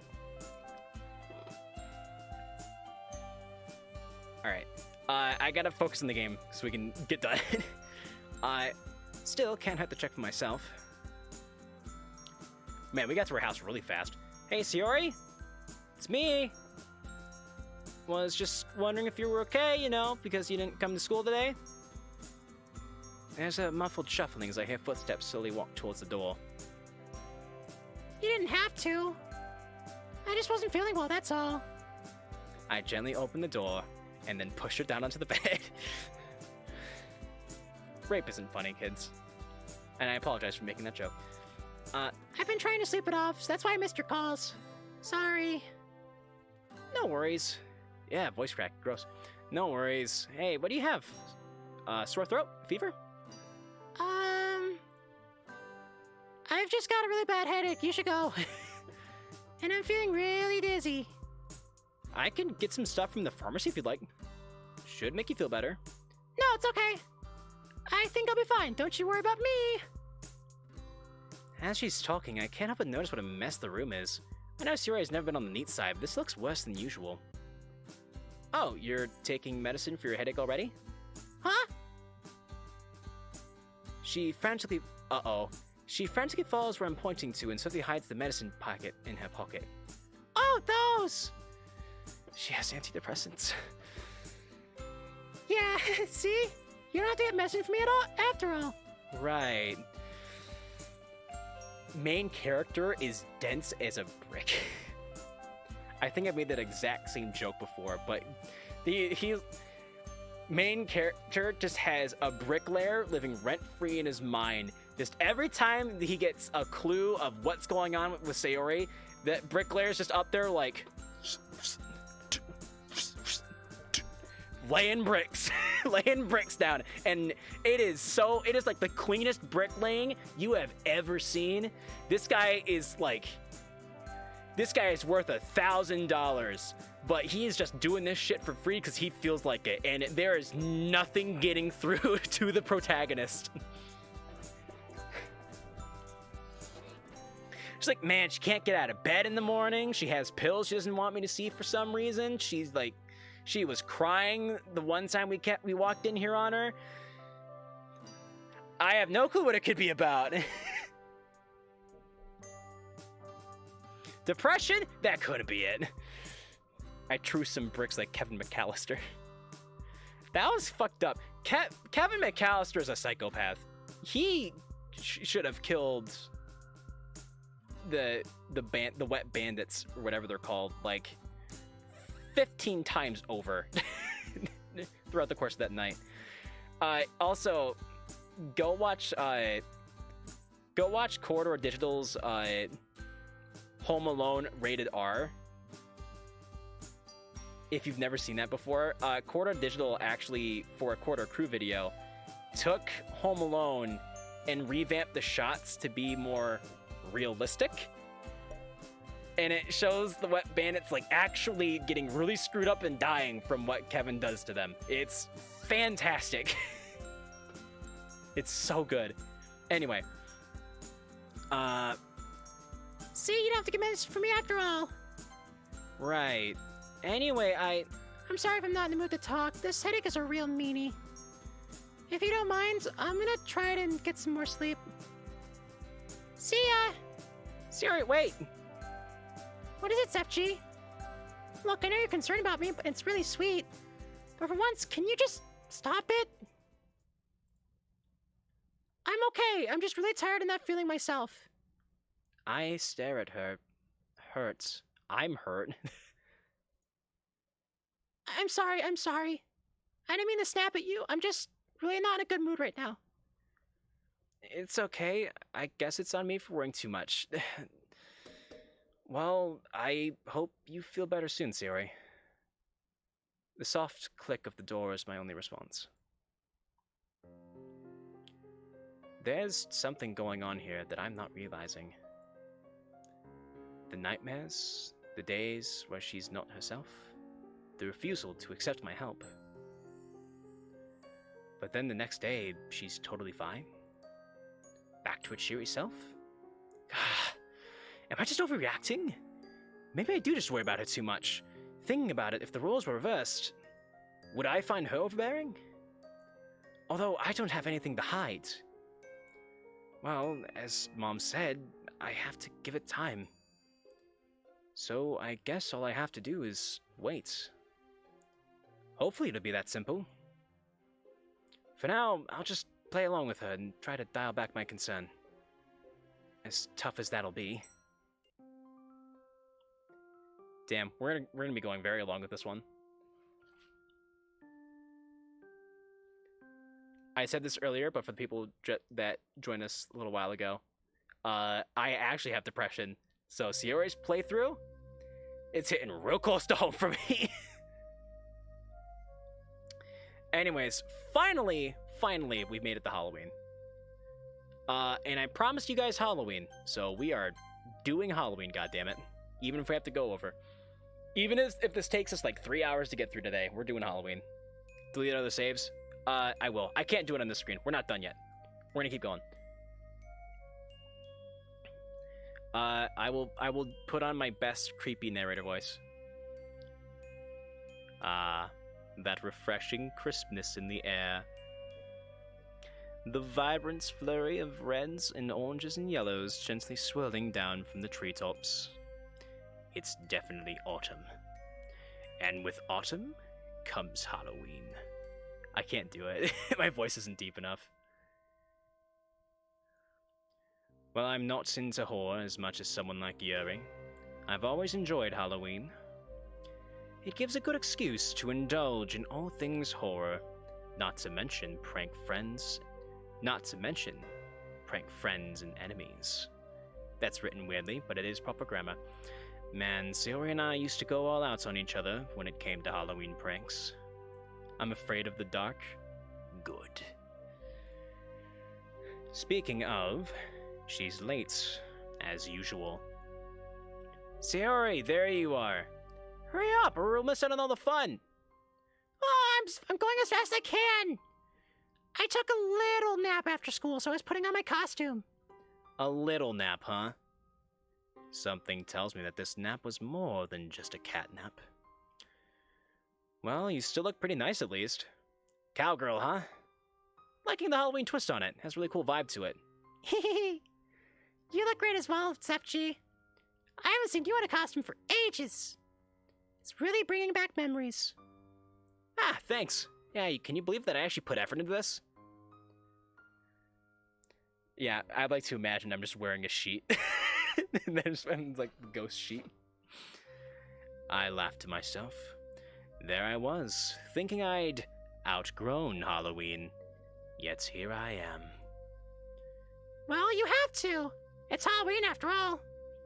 I just wonder what the others are gonna look like.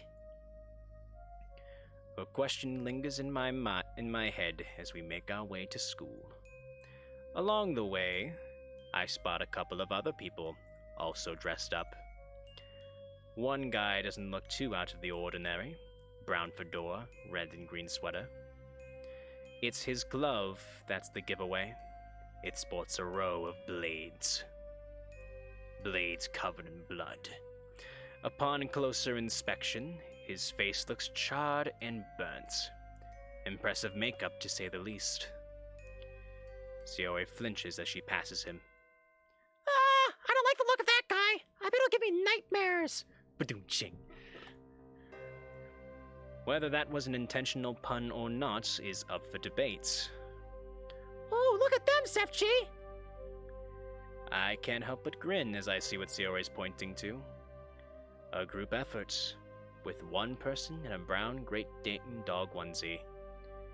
Next to him stands a nervous-looking guy with shaggy brown hair, while a confident-looking blonde man leads the pack, accompanied by two women. we can't say what they actually look like because it's copyrighted.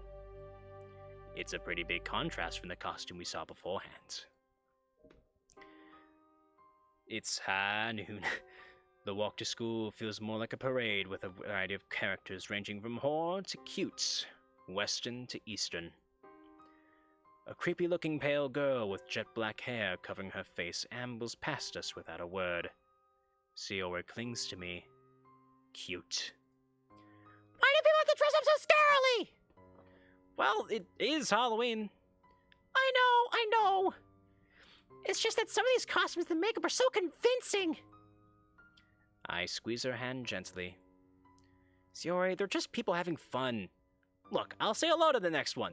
You'll see they're just celebrating Halloween. There's nothing to be afraid of. She doesn't look very convinced, but nods anyway. Next person to walk by us doesn't look too scary.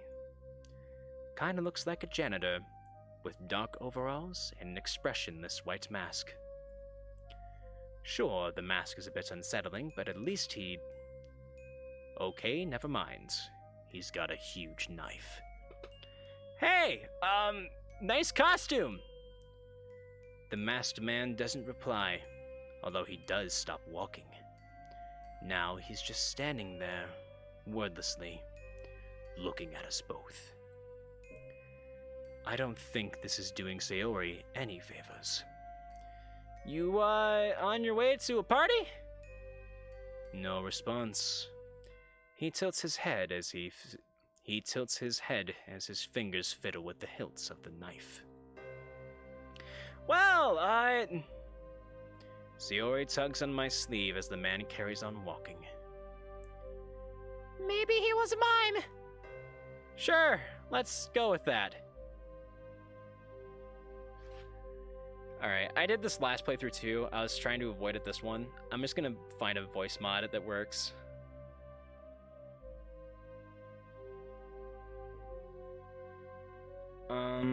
Okay, you guys are gonna hear me twice for a second. Decent pitch. Down. Up a little bit. Right there. Right there's good. Maybe some distortion? No. Gross. Chorus? But like, mix low. No. Oh. Check. Check, check. Check. Check. Hello? Hello? Nah. Okay. What does resonator do? No. Vocoder? No. Delay? No. Let's just put reverb on it. Like this. It's where I want to talk or something, or do a collab release or something. Maybe. You know what, actually? I have something good. This is the voice of God. Here, we can just give it a delay. See the reverb? That'll work perfectly for now. Okay. Alright. Let me just move this over here so I can see what I'm doing. Can you make the window just a little bit smaller? I can. We'll just move this. Okay. Okay. The school grounds look completely different at night. Perfect. With the lights out and the usual noises absent, the whole building has a totally different vibe. I can't help but shiver slightly as we draw closer. It's crazy how the hustle and bustle of the place really brings it to life. With all that gone, the sleeping school looks like the typical haunted buildings you see in horror movies. The windows, devoid of any lights, are sinister and uninviting. The faint lights of the moon mask the grounds in an ethereal glow. Either way, we must be the only students who are breaking into school to celebrate Halloween. Hardly the most wild of places to break into, but the sight in front of me confirms that it's perfect for the festivity. Safchi! Don't tell me you're scared, Sayori. Don't be a little weenie. Hey, you are too! You're shaking in your boots, mister! I puffed my chest out in a comedic display of faux bravado. Am not. She playfully rolls her eyes. If you say so. By the way, where are the others?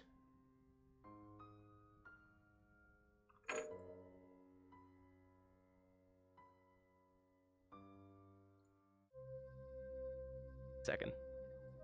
By the way, where are the others? Right behind you.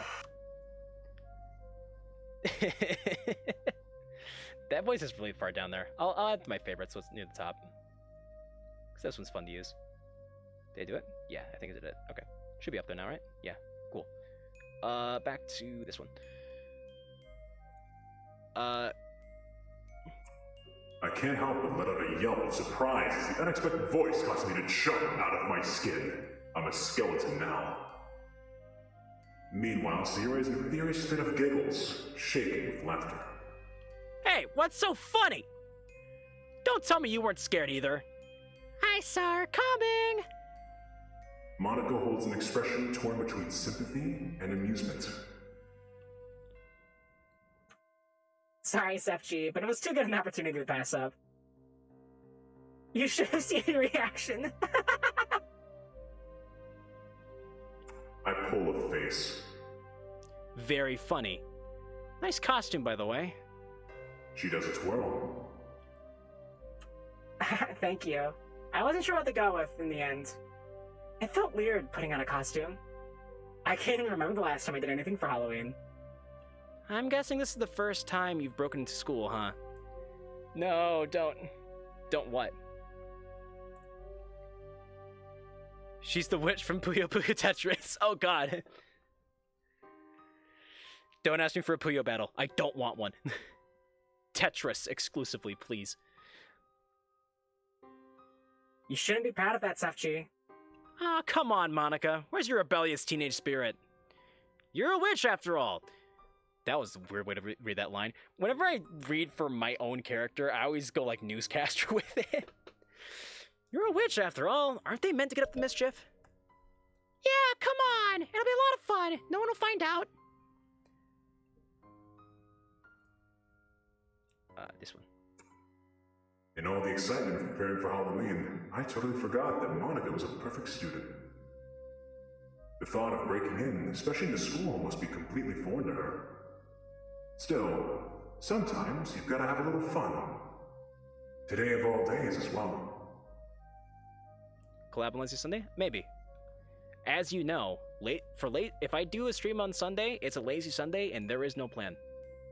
It is just whatever happens, happens. A wry smile works its way onto her face.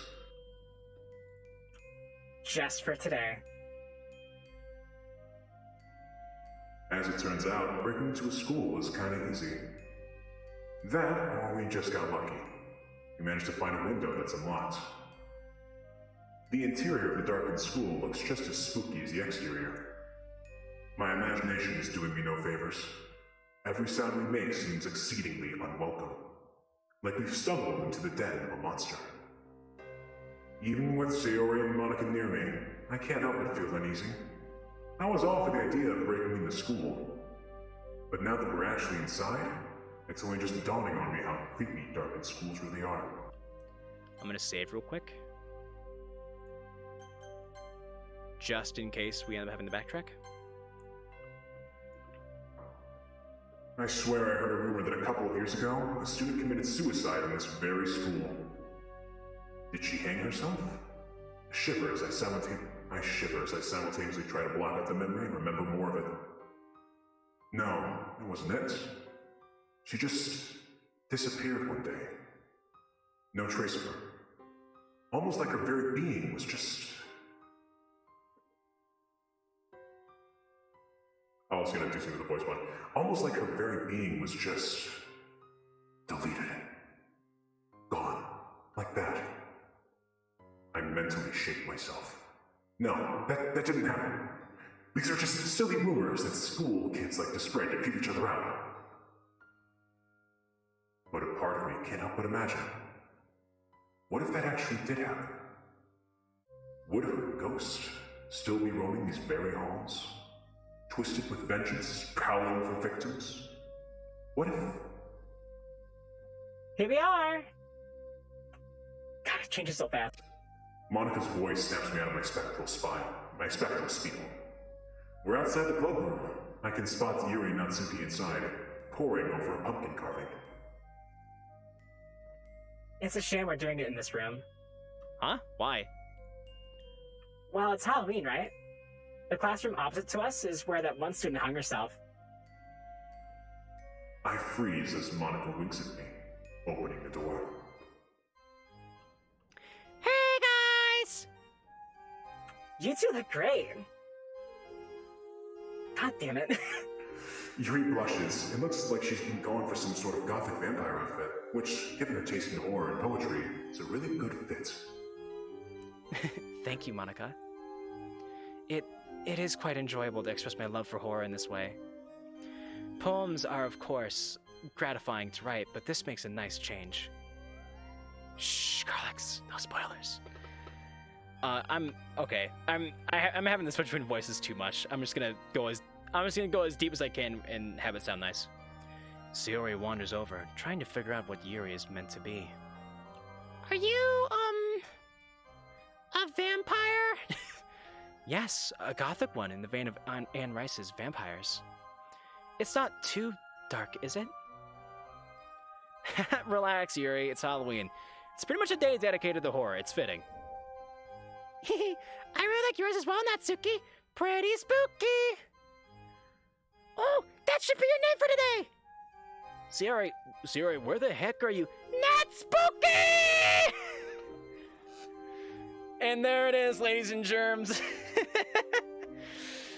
Nat Spooky!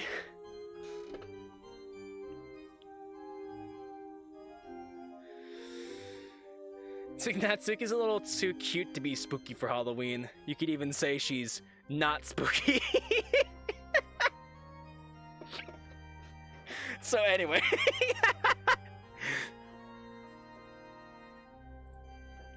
That's your new name! It's super fitting! She's not spooky. Natsuki looks at Monica and Yuri in a desperate plea. After getting no response, she sighs deeply and starts up again. Sayori. Yeah?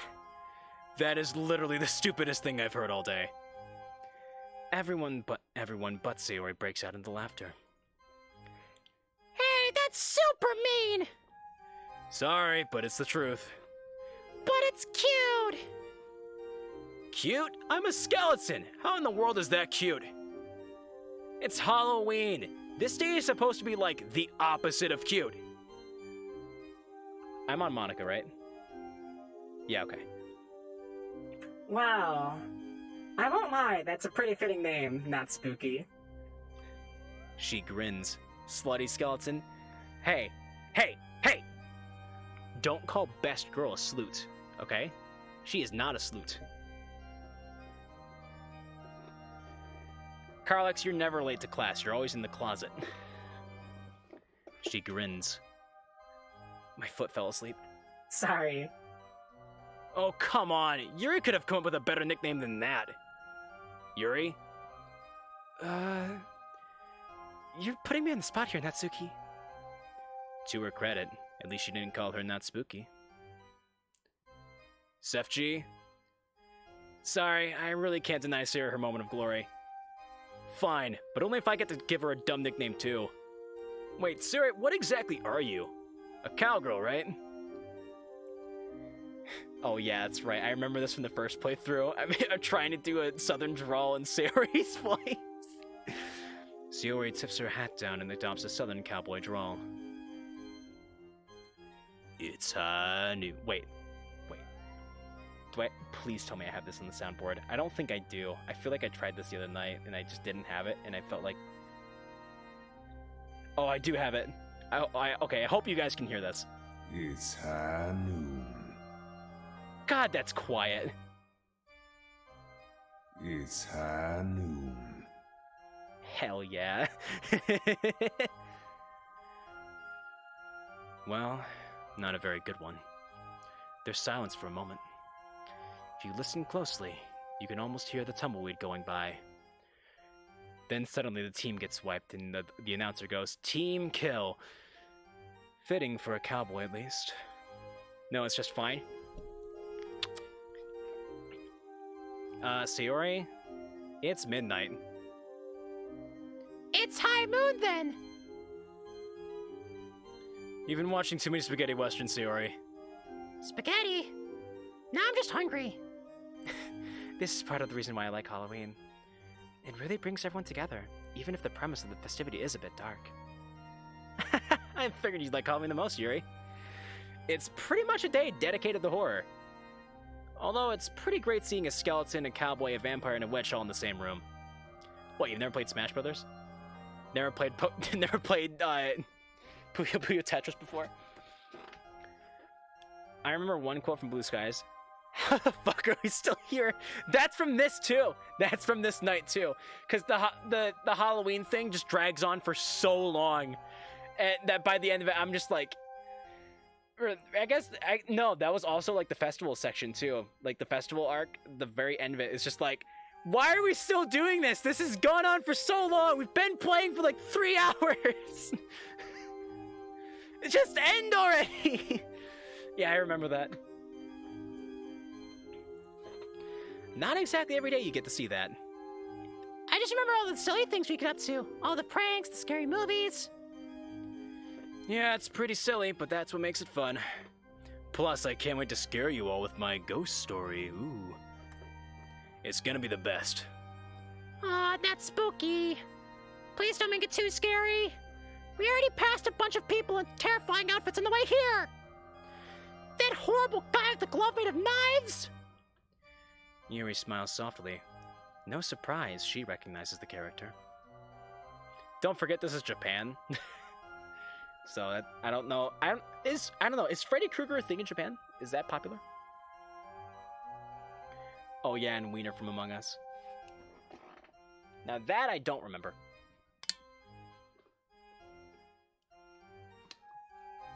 Gonna have to refill my water in a second here. You won't sleep too well tonight, will you, Sayori? Sorry, Sayori. Can't make any promises. We all share a collective laugh as Sayori pouts.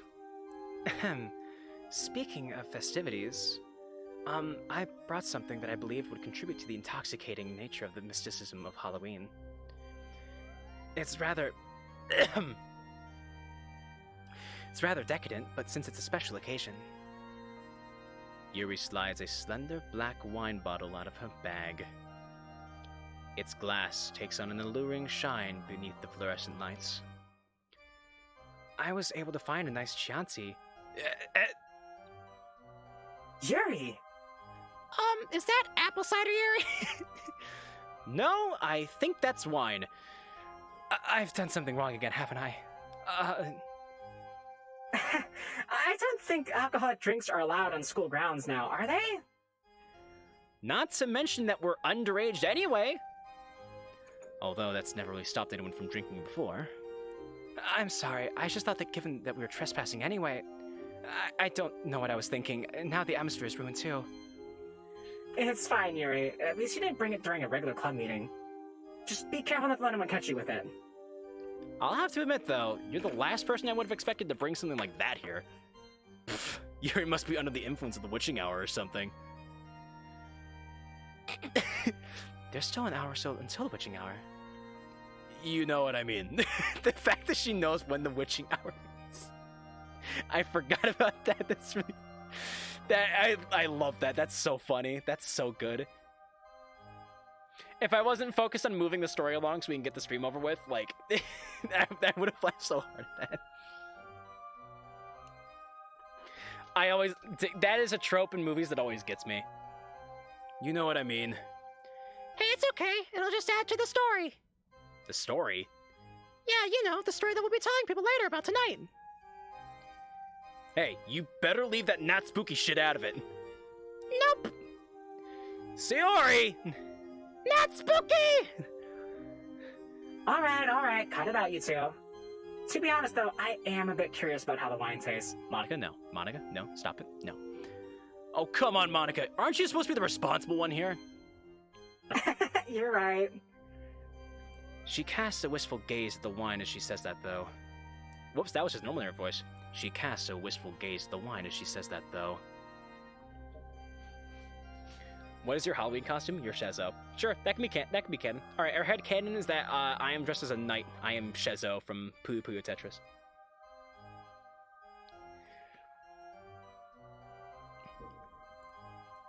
Sayori and Natsuki seem to be glancing at the bottle curiously as well, while Yuri hesitantly stows it back in her bag.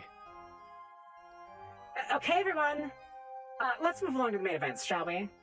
Who wants to share their poem first?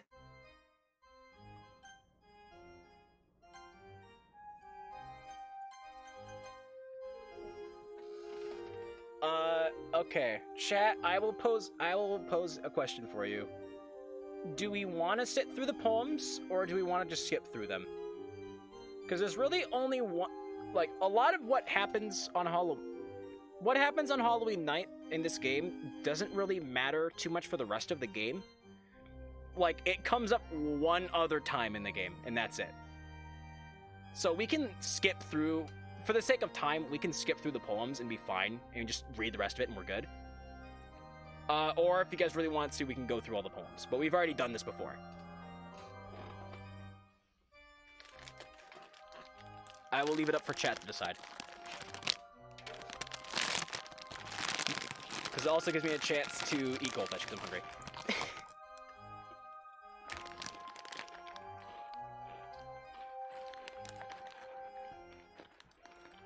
Okay, Chris is playing Hades. That's neat.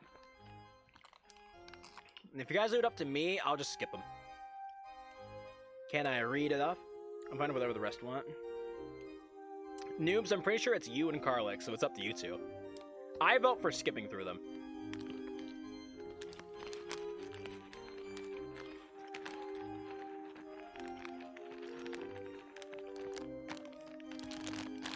Actually, no. What I really vote for? I vote for all of you at home playing Blue Skies for yourself. You can get the mod for free at blueskiesmod.com. And you can find the base game at ddlc.moe. I have a poem of my own. Read your poem, and then we'll move on. Alright, I'm gonna go ahead and skip through these. Carlex, go ahead and type your poem and while I skip through these. I'm just gonna like quickly skim them.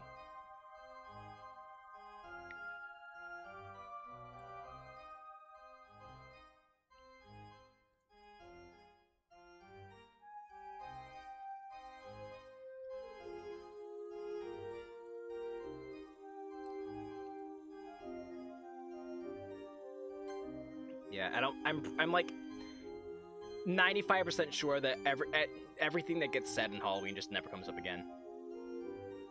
Never gonna give you up, never gonna let you down.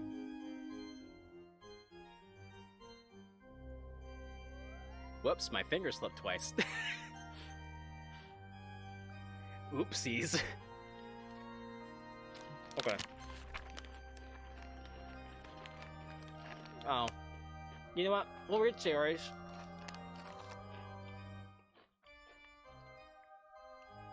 Should we read Sayori's?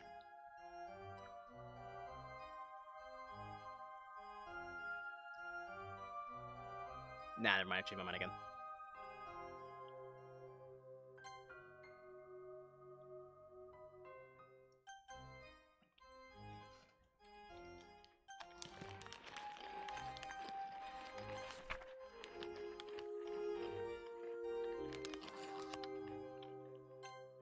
That is a poem you're writing there, Carlex.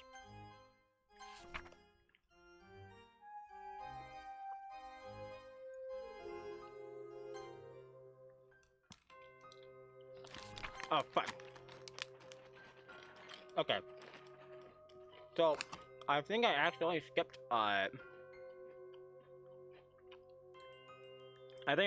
something important. So, we're gonna have to go back again.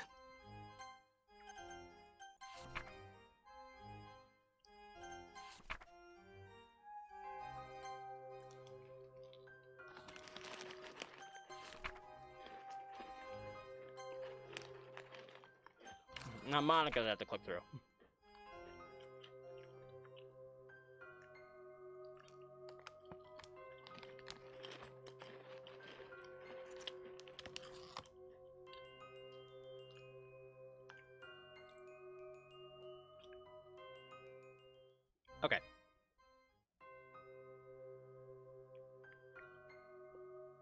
Alright, I'm gonna save here. Alright, now we read Sefji's poem.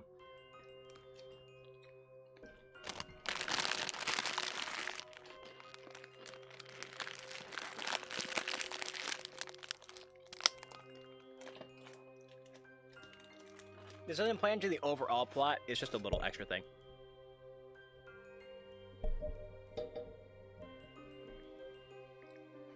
Alright guys, all your poems have been pretty good so far. But just wait till you hear my poem. An evil grin stretches across my face as I whip out my own poem. If you're this confident, I'll be looking forward to your reaction. Your recitation. Did you put extra effort into this one, Sefchi? Well, not quite. What's that supposed to mean? It's not a poem that I wrote myself. Sefchi. But I promise you that it's very appropriate for the occasion. This is a poem that has an urban legend attached to it. Supposedly, if you read it out loud, you'll be cursed so that something tragic happens to you. Maybe even death. Ah! Sefchi, that's so scary! I know, right? It's great! This poem is titled Tomino's Hell, written by a poet named Saicho Yaso. And it just so happens that this is the poem that I'll be reading to you all at this very moment. Ooh. Sefchi! Don't do it! What if something bad really happens to you? Pfft, yeah, right. It's called an urban legend for a reason, you know. Emphasis on legend, as in something that's not real. Still! I'd like to see the data on all the people who've read the poem so far. And statistically speaking, it's likely that something tragic will eventually happen to you anyway.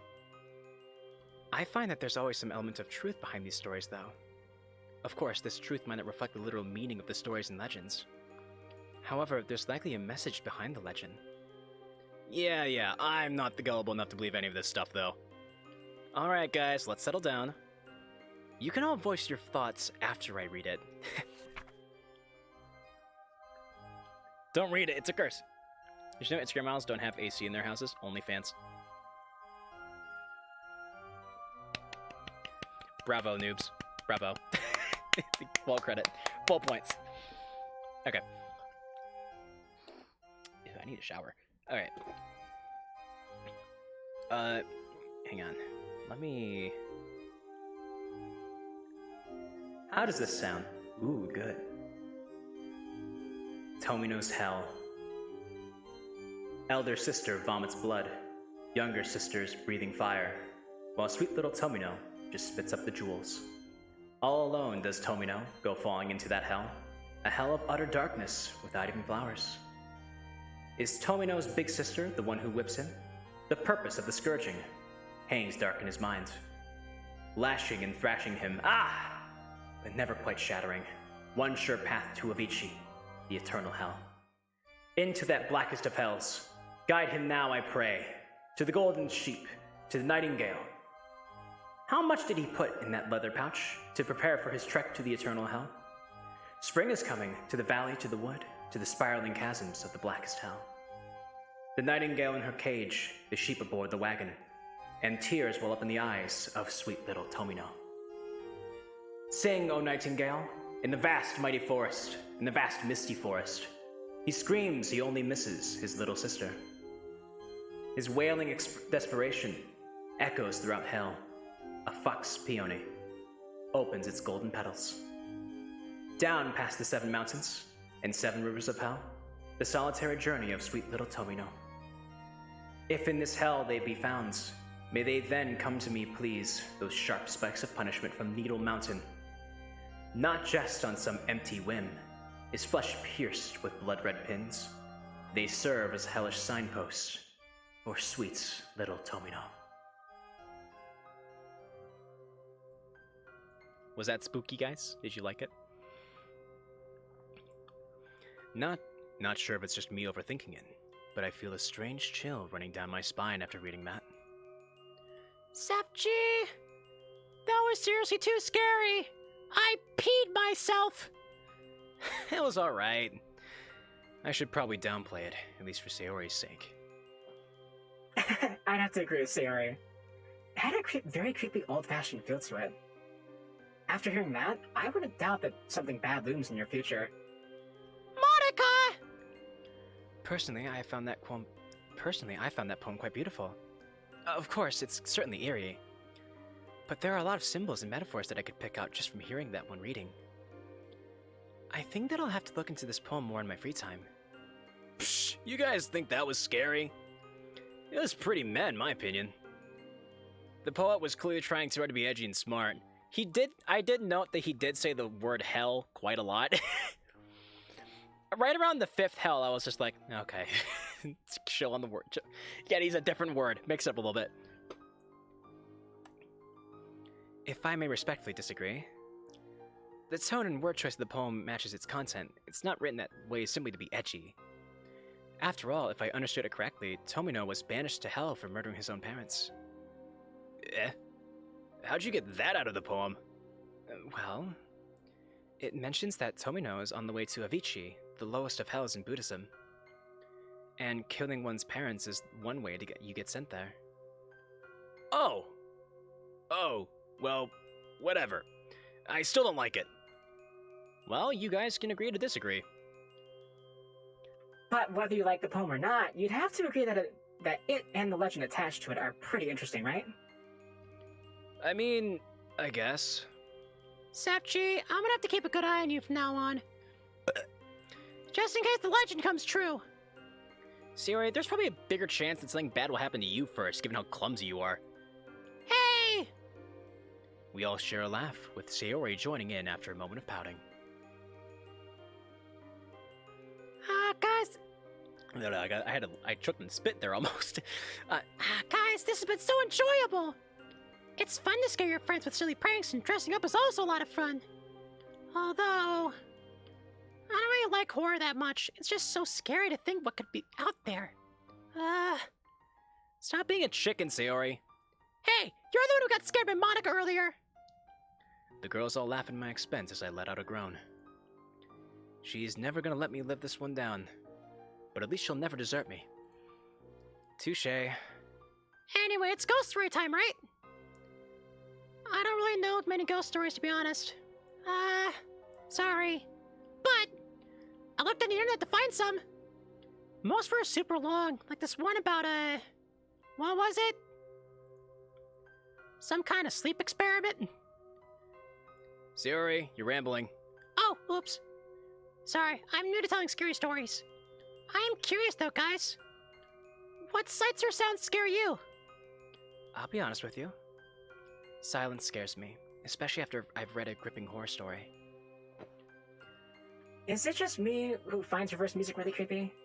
My piano teacher showed me a few reverse pieces once. It just felt wrong to listen to. Especially when there's vocals. You start hearing things that aren't there. I don't know. Come on, Natsuki, there has to be something out there that creeps you out. The Russian sleep experiment? Is that a thing? You'll just laugh. We won't. She's right, Natsuki. We've all shared it. She's right, Natsuki. We've all shared. What is it? Natsuki averts... That's British. Natsuki averts her eyes, talking to the floor. The noises that children's toys make. It's like when I'm home alone and I think of it, and I think of, like, a Jack-in-the-Box playing by itself. It'd creep you guys out, too. Nah, I'm with you. I have always found anything to do with children scary, especially in the dark. Children are fucking terrifying. The sound of babies crying, for example. Normally it's annoying, but if I heard it in the dark and there was no one else around, I shiver. Well, it's fitting you mentioned that, Sefchi.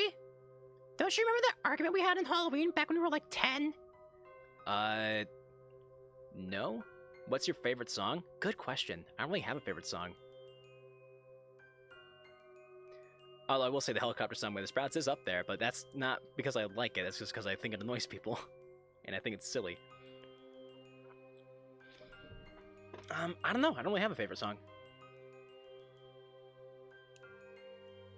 I've said this before on stream. I don't really do favorites. Oftentimes when I do pick a favorite, it's just so that I have something to say when people ask me, "Hey, what's your favorite this?" Like, when people ask me what my favorite video game is, I'm just like, Doki Doki Literature Club. It's not necessarily my favorite game of all time. I think it's really good.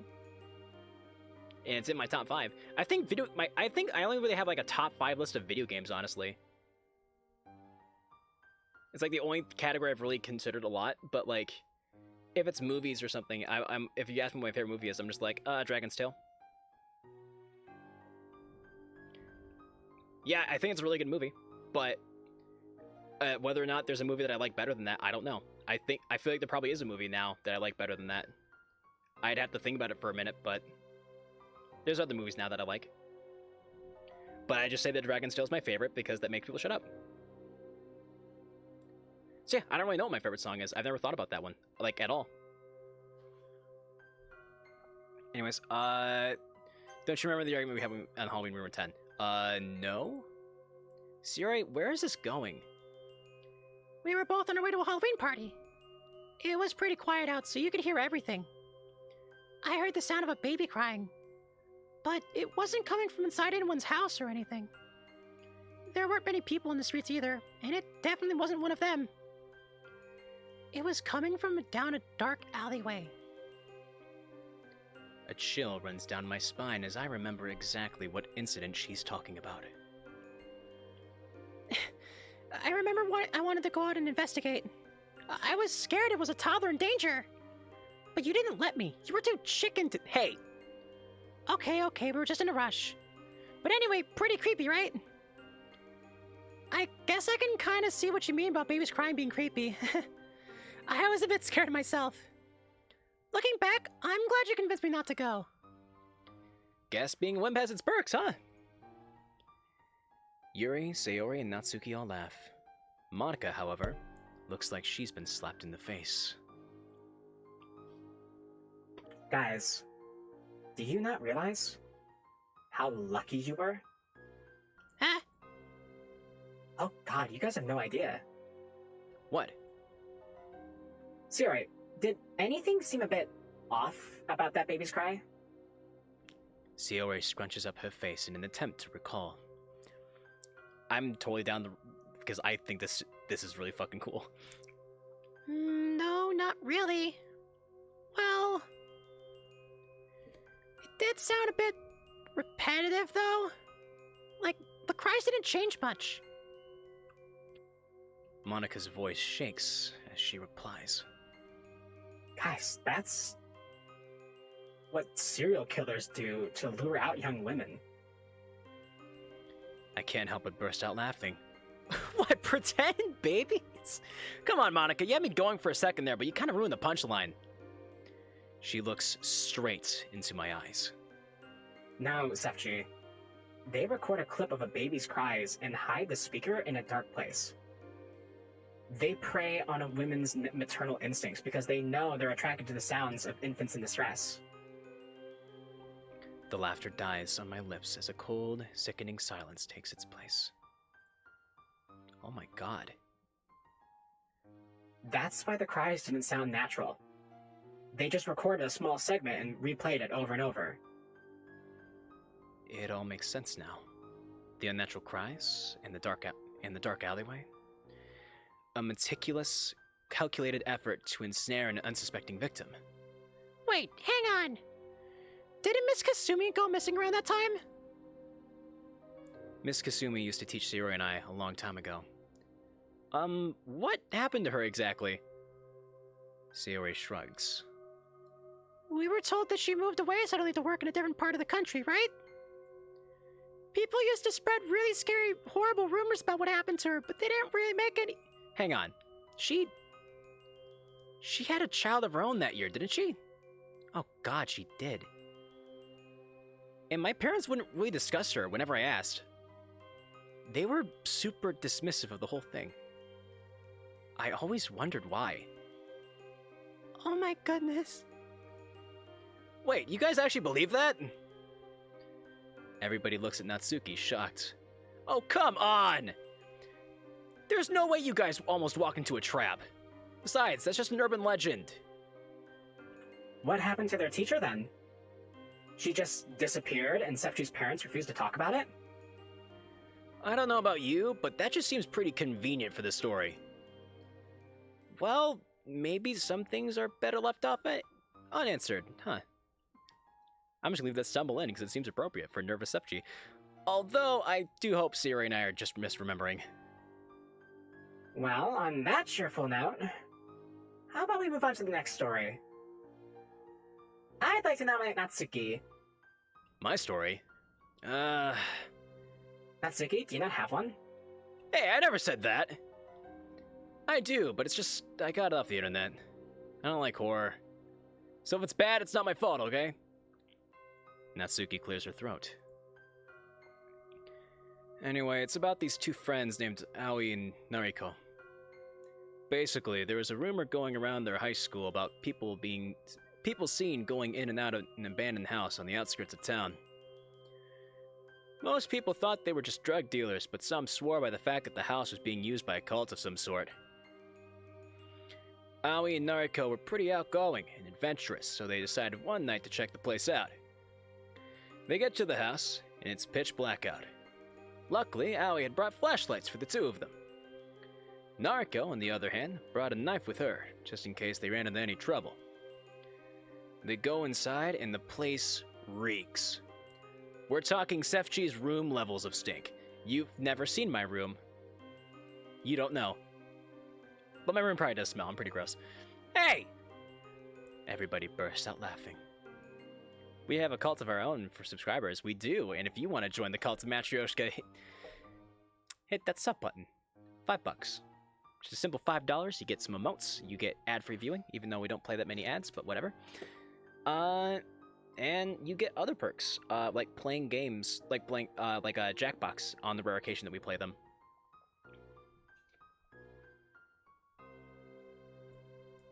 Was that really necessary? Sorry, I had to. Anyway, they look around for a bit. They find the door to the basement, the stairs to the second floor, things like that. Finally, they go into the kitchen and find the source of the smell. There's some weed on the table, and it looks to be recently used. This confirms Aoi's suspicions that it's just a drug dealer, and she wants to leave. Nariko, on the other hand, still wants to snoop around for a bit. They get into an argument with each other, with Nariko calling Aoi a coward because she thinks Aoi wants to leave since she's afraid of all the rumors. Then Nariko goes, "Yeah, well if you're not afraid, then go down into the basement." Aoi gladly accepts and walks over to the basement door. There's always space for one more. Always room for one more. Always room for another Matryoshka inside the Matryoshka doll. Aoi gladly accepts and walks over to the basement door. As soon as she opens it, she feels a sharp pain in her back, and before she can react, she gets pushed down the stairs. She tumbles down the stairs, and once she hits the bottom, she realizes she can't feel her legs. Her vision is blurred, but she can barely make out a figure standing at the top of the stairs with a knife. The last thing Aoi hears before she passes out is Nariko's footsteps as she descends down the stairwell, and an old, grizzled voice says, "This one will do nicely." The very next day, Nariko and Aoi call in sick.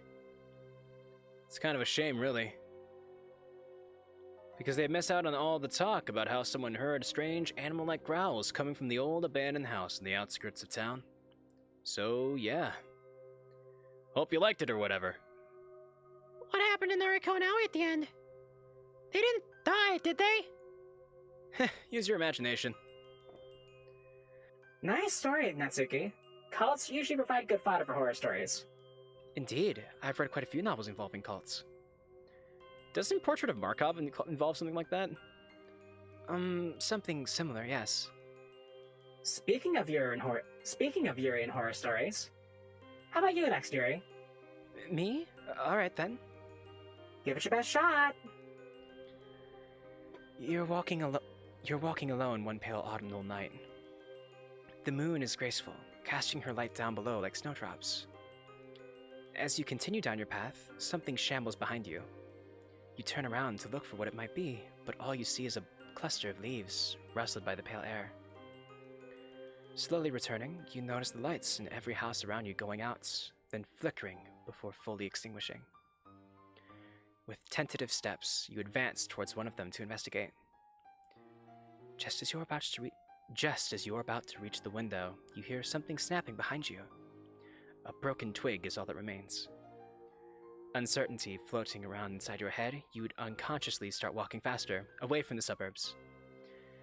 Eventually, you find solace in the silence, the only sound being your heartbeat. It's quiet. Nothing bad seems to be happening now. In fact, nothing at all seems to be happening. Confused, you look around and see that you are in front of your house in the street. No one is stirring, nor are there any lights.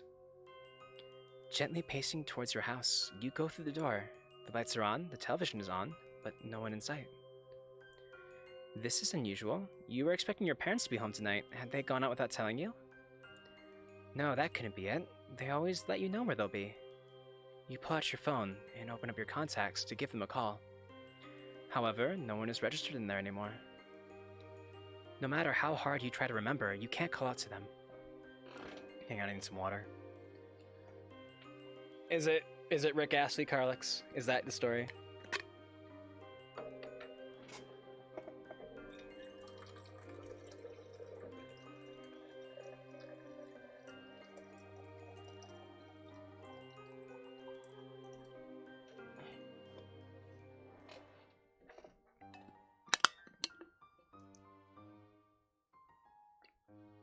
I was like, no! Maybe. Okay. No matter how hard you try to remember, you can't call out to them. Suddenly, there's a heavy knock on the door. You peer through the keyhole, but see no one. Another knock. Another. You cautiously open the door, but there's still no one there. No one anywhere. How did this happen? Why are you alone? In the piercing silence. Silence so loud it fills the air. You do not know, and there isn't any way for you to find out. That's it? What a dumb story. Nothing even happened. Or the scary monsters and stuff. There is no greater fear than the unknown, Natsuki. Sharp claws can be prepared for. Enigmatic silence cannot. What's more fearful? Something you know is coming for you? Or feeling safe when you're in fact not? Quite a somber note to end your story on, Yuri. We can always count on you for a good horror tale, huh? Anyway, I'll go next. Although, a scary story. Now that I think about it, I don't think I've come up with a ghost story before. I haven't read so many horror stories either. Well, I guess that isn't a surprise. Just pick one up then. It'll be fun. Well, I can't say I've tried it and that before. Are you trying to get out of telling a story? Of course not. Now that I think about it, there is one I've heard of.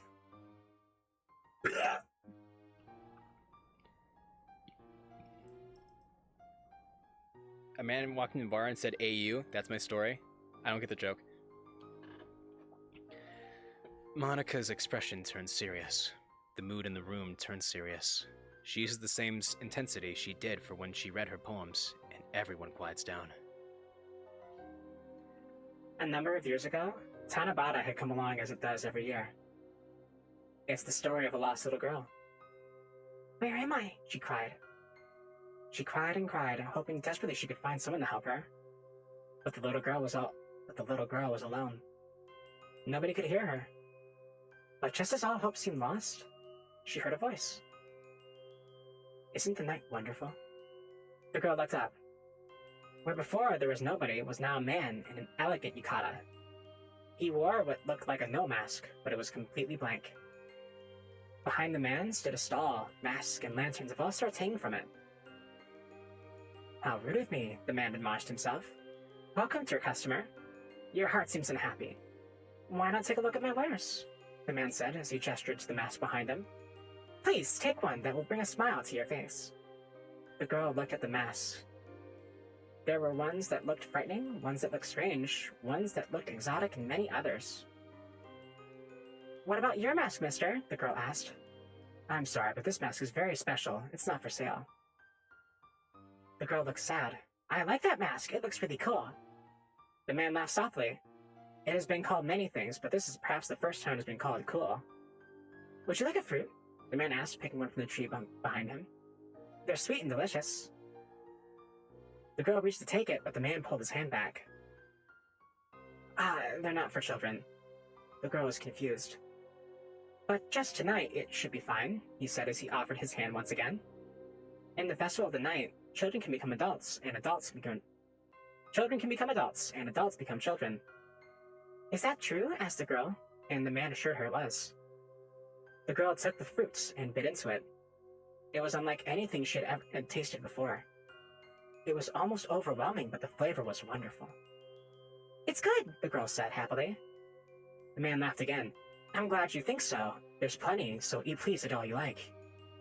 As she ate, the man took down a mask. What about this one? The girl took the mask.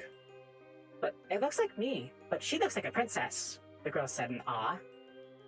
Do you like it? Please take it. But what about money? Asked the girl. I don't need money. Instead, I would like to be friends. Is that okay? Of course, the girl agreed. From now on, we're friends. I'm glad, the man said with gratitude. Why not put on your mask? The girl did so. She was overcome with a strange feeling. Why is it? She asked. At last, long have I dreamt of this moment. My dear, my Eve, my only friend. The man smiled beneath his mask as he spoke as the light of the stars began to fade. For it is the festival of the night, where children become adults and adults become children. Let it be known. I guess that was it. Let it be known. Another unconventional horror story, I see. Yep, I guess monsterless horror stories are more popular than you'd think. I rather like the mysterious tone myself. It's very reminiscent of the style of Asian horror stories. You guys have a weird sense of what's scary.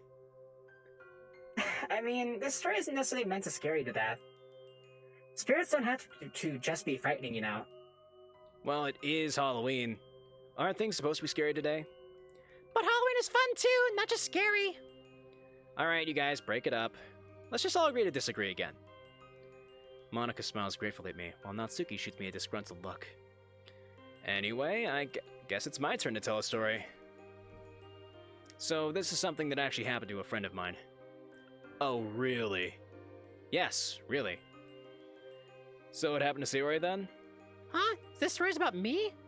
Is that true, SFG? What? No, it's not. Let's just get on the story, shall we? Right, anyway. So, this friend of mine lived alone in an apartment building. He lived in the downtown area and loved to party all night, and one night, he was out, as usual. However, when he stumbled back home in the early hours of the morning, he realized that he'd lost his keys and was locked out of his apartment. So, he ended up having to call his landlord, who was pissed at having to wake up in the middle of the night to let him back in. But in the end, he was able to get home safely, and so that's all that matters, right? I can certainly relate to that comforting feeling.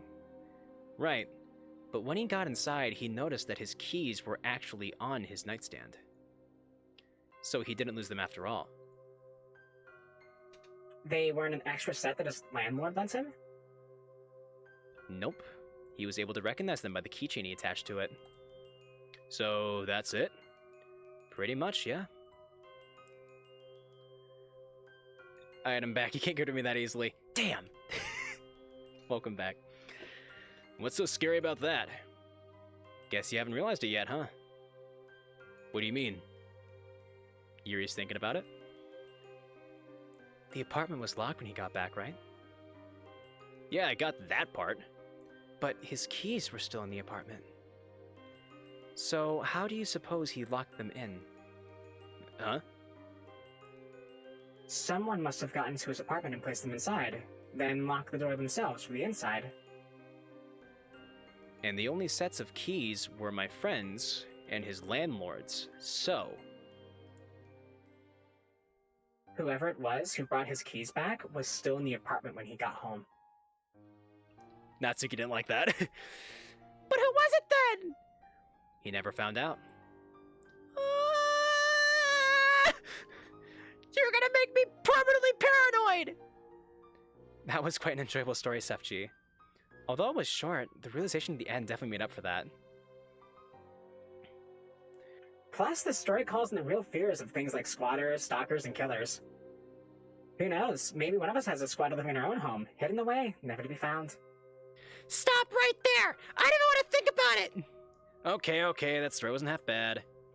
Glad you all liked it. I'll have to admit, this has been pretty fun, guys. So much fun that I'm gonna save so we never forget. Yeah, it really has. We should do this sort of stuff more often. Sayori, Halloween only comes around once a year. Oh yeah. If I may make a suggestion. We all turned to look at her. Well, as it's fitting for the mood, would you like to try the Kokkuri-San game? Huh? What's that? Oh, that Ouija board thing? The Ouija board thing? Pfft, isn't that just some urban legend? The Ouija board? Only if you believe it is, Natsuki.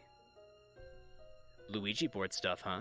On one hand, although it's not very hard to scare me, I'm a bit skeptical about ghosts. Although, I've heard from a lot of people that messing around with the dark arts is a dangerous business. I mean, we're in a dark school, late at nights, with no one else around. If we really did open a portal for a malevolent spirit to enter our world, who knows what could happen? Nah, that's a bit too far-fetched. At least if the spooky ghost kills me, I won't have to do that math homework that I've been procrastinating for a week. Seems a lot more tempting now. Can you tell us more, Yuri? Of course. So, Kokkuri-San is the name of the spirit we'll summon. The name comprises 3 animals, a fox, Kok, a dog, Ku, and a raccoon, Ri. Each animal represents something different. For example, the dog is loyal and protecting, while the fox is a trickster or a teacher. You can ask Kokkuri-San different things. You can ask who loves you, whether you'll become rich, etc. Hang on. You can ask it anything?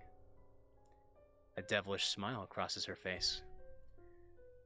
Why don't we ask Kokkuri-san when we're all going to die? Yuri looks aghast, nervously fiddling with a strand of hair. Natsuki, there are questions you shouldn't ask, and that's one of them. Nah, come on, Yuri. This is the perfect time for it. I don't think you realize what you're getting into. There are many stories of people messing around with spirits, all ending with awful consequences. Then why did you suggest this idea in the first place? Music's kind of low. I'm gonna turn it up for you guys. Come on, Yuri. Besides, it's part dog. If it starts trying to possess someone, we can just throw a stick for it. Also, it's a Shinto spirit, not a demon or ghost. Not Spooky is the one wearing a bone outfit, and we all know dogs love bones, so it's just her who has to worry. Natsuki would have made a wonderful Medusa with a death glow like that. Well, seeing as we've already broken in and have some illegal contraband on our hands... She shoots a wink at Yuri, who ducks her head down, blushing. Adding an animalistic wraith into the mix... well, might as well. Yay, that's the spirit! Okay then. Let's begin the preparations. With the ritual set up and the candles dimmed, we're ready to go. We also had to open a window, which, according to Yuri, allows the spirit to enter and exit. The ambient noises from outside permeate the room, adding to the atmosphere within. So, what happens now? Place a coin on the red gate.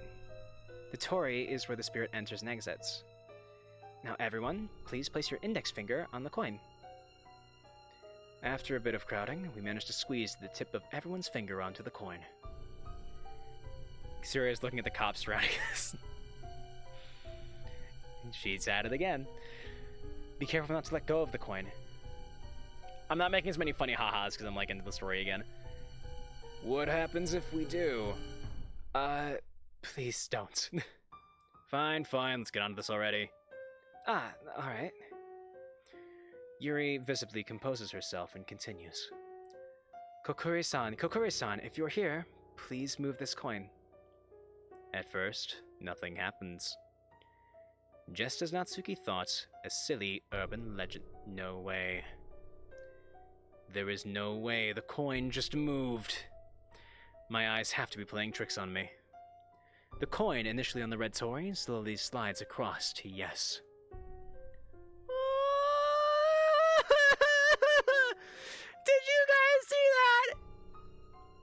Even Natsuki's in a state of disbelief. Alright, who did that? Real jokester you are, very funny. The crickets outside can be heard clearly in the silence that follows. No one steps up to claim responsibility for the coin's movement. Wow, so that's how it's gonna be, huh? Whoever it was, just tell us already! Throat's starting to get a little raw, voice is starting to go away.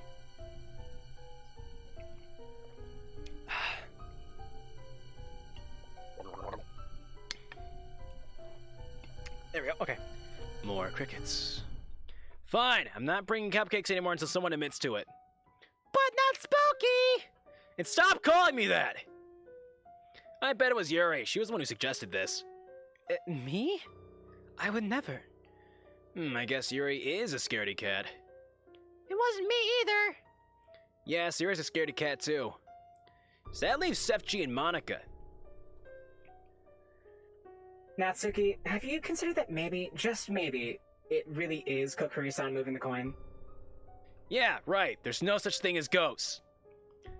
Kokkuri-san is a spirit, not a ghost. Same difference! Well, all I have to say is I didn't do it. I didn't know. Natsuki's skeptical glare causes me to hurry on. But I know that there's gotta be some sort of scientific explanation for this. I can't seriously be witnessing the paranormal, can I? Okay, Einstein, what's your scientific explanation for this then? I'm working on it. Uh-huh, it has to be one of us doing it. I know. Why don't we ask Kokkuri-san something that Sefchi and I couldn't have known? Given that you seem to suspect us the most. Okay then, Sayori, ask it something. But what should I ask? I don't know, anything that Sefchi and Monica couldn't have known. Oh, I know! Kokkuri-san. Well, give me an answer.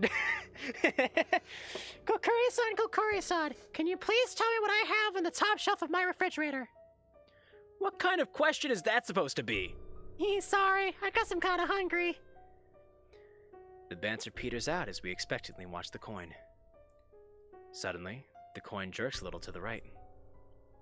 Natsuki squints as she scrutinizes each of our faces. Meanwhile, the rest of the girl's eyes seem to be glued to the coin, Yuri's face blanching at each further movement. Everyone seems to await with bated breath as the coin slowly inches over to the letter R. A. Sayori's eyes widen, while Yuri ever so slightly backs away from the paper. The coin carries on moving. R-A-M-E. Ramen? They're leftovers. Sayori, you've really got to eat more healthily. This is what we should be worried about right now. But it's so tasty! Should we really be using Kokkuri-san to answer such frivolous questions? That wasn't frivolous at all. We were proving whether or not it was one of us moving the thing. And now you have your answer. None of us moved it. Wait, so is that supposed to mean... It was Kokkuri-san who moved it. Monica seems awfully cheery at this revelation. Man, Monica, does anything faze you? I've just been in much scarier scenarios than this. Plus, I've got to stay confident as the president, you know. I see. So Kokkuri-san is real then? I tried to get you all to take this seriously. I mean, you really can't blame us for thinking that this was all fake. I do still think there's a trick to this. Natsuki, whatever, if you want us to take this seriously, then I'll take this to serious places, alright? Natsuki! Kokkuri-san, what is the date of my death? Yuri throws me a frightened look as we all wait for the coin to move again. Her finger feels cold as ice against mine. Slowly, the coin moves from the letter N and inches over to the numbers. 31. 10. 2018. That's... today. I don't like this anymore, guys! Some questions are better off not being asked. That can't be true, right? Kokkuri-san, what about the other girls in this room? The coin doesn't move. I'm gonna go to the bathroom. Don't you want to know the date of your own death? Yeah, like some piece of paper and a coin is gonna tell me that. You looked pretty scared earlier. Shut up. As I move away, Yuri gasps. Sefchi, we haven't properly finished the game yet. There's a certain procedure. Oh, there's no point. He's already broken the finger on the coin rule. What do we do? Sorry, Yuri. I'll come back to help you guys finish in a bit. You better hurry up, Sefchi. Ew. Finally out of the club room. I can't believe that game actually scared me. Although I'm curious to know what it was to rig the game. It had to have been rigged, right? The bathroom is pitch black when I open the door, save for the faint moonlight glinting off the bathroom mirror. The contrast between the darkness and the shining glass dazzles me for a moment, until I notice it. The dark figure within the glass that's standing completely still. All the urban legends that I've heard of involving mirrors begin to rush through my head. Some instinct inside me stops me from moving, as if doing so would stop me from being noticed. I don't even dare to take a breath. As my eyes start to water from lack of oxygen, the figure in the mirror seems to start wavering as well. Crap. I can't take it anymore. As I bend over to take a wheezing breath, the figure ducks down as well. Huh? Is that my reflection? Scanning my surroundings, I quickly jump to the light switch and flick it on as fast as possible. The fluorescent lights overhead flicker to life, confirming my suspicions. I glare at my reflection and then snort. Lucky that no one else was here to see that. I slam a stall door shut on compulsion, as a sign of bravado to myself, I guess. I called you. No, you didn't. Did you call me from the beyond? Because if so, I didn't hear you. Don't call me right now, Carlux. I'm spooked as shit. Can't you see me shaking in my boots over here? Cringing at the shockingly loud echoes of the door reverberating around Cringing at the shockingly loud echoes of the door reverberating around the bathroom, I can't help but remain quiet now. The frigid tap water at the sinks reminds me of Yuri's icy hands during the game. I should probably hurry back. That was perhaps the most nerve-wracking trip to the bathroom I've ever taken. I shake my head as I save the game. Snap out of it, Sefchi. All these stories aren't real. Ghosts aren't real. It's awfully quiet inside the clubroom. Wonder what witchcraft the girls are up to now. Stepping into the classroom, a pang of fear and adrenaline shoots through my heart. At first glance, the girls seem to have disappeared. But I quickly realize that they haven't disappeared. They're all collapsed on the floor and desks. Oh, very convincing, guys. Yeah, I totally believe that you're all actually dead. Very funny. A slight rustling gets my attention. Something in my peripheral vision moves on the Kokkuri-San paper. Curious, I amble over. Y-O-U-E-S-H-O. You should never have come. What? Why is the coin spelling this out? Wait, more importantly, how is the coin moving by itself? My mind flashes back to what Yuri said before I left.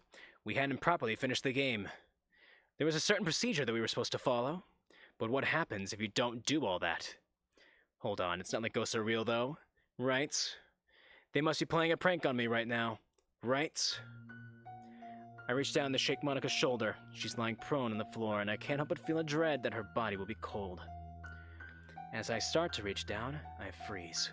Are those footsteps outside? No one else is supposed to be in the school right now, right? In a panic state, I scan the bodies on the floor. All of the girls are here, so the footsteps grow louder and louder. They don't sound normal. Almost like they're shuffling or dragging along. Is this real? Am I starting to hear things now? No, it's just Carlux. It's just Carlux. He left the closet again. Gotta punch him in the face and put him back in. By force. The blood rushing through my ears is drowning out the sound of footsteps. Where are they now? I can't tell. Are they close by? Should I hide? How much time until they reach the club room? I can't tell. Crap. I throw myself to the floor, squeezing my eyes shut. The sound of my heart hammering in my chest is almost deafening. Over the drumming of my heart, I hear it. The footsteps, stopping right outside the club room. Please don't open the door. As the door rattles open, there's an awful, sickening silence. Until someone or something breathes. Some kind of raspy gurgling. And a low, deep vocalization. Something that sounds off. As if someone had warped the sound in the computer program. Something completely and utterly unnatural that raises the hair on the back of my neck. Oh. I feel absolutely paralyzed. My muscles are tensed, my jaw aching from my clenching and shut in nervousness. But if I relax, the adrenaline running through my body would immediately give me away with my trembling. As the sweat trickles down the side of my head, I hear it drawing near. Po. A warm moistness settles on my neck as if someone were breathing over me. I dare not to even breathe. The idea of breathing in the fetid smell of its breath nearly triggers my gag reflex. Am I just imagining this? I can't be, can I? I can't think of any way that this could all be just a simple prank. There's no way any of the girls could have manufactured this being that feels wrong to its very core.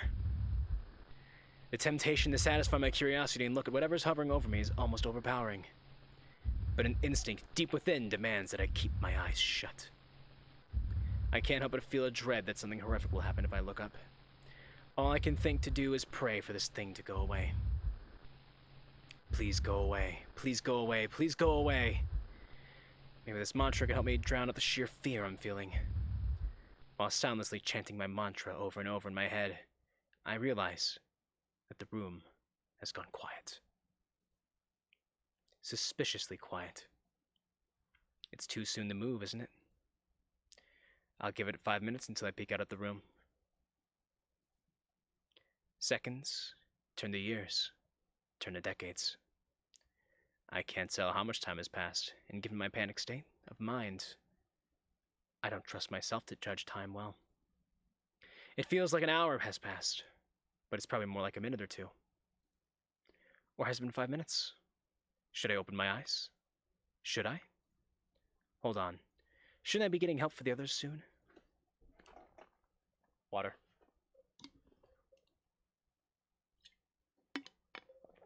We're almost done with Halloween, I promise. We're nearing the end. But if something happens to me, then I can't get help for them anyway. What do I do?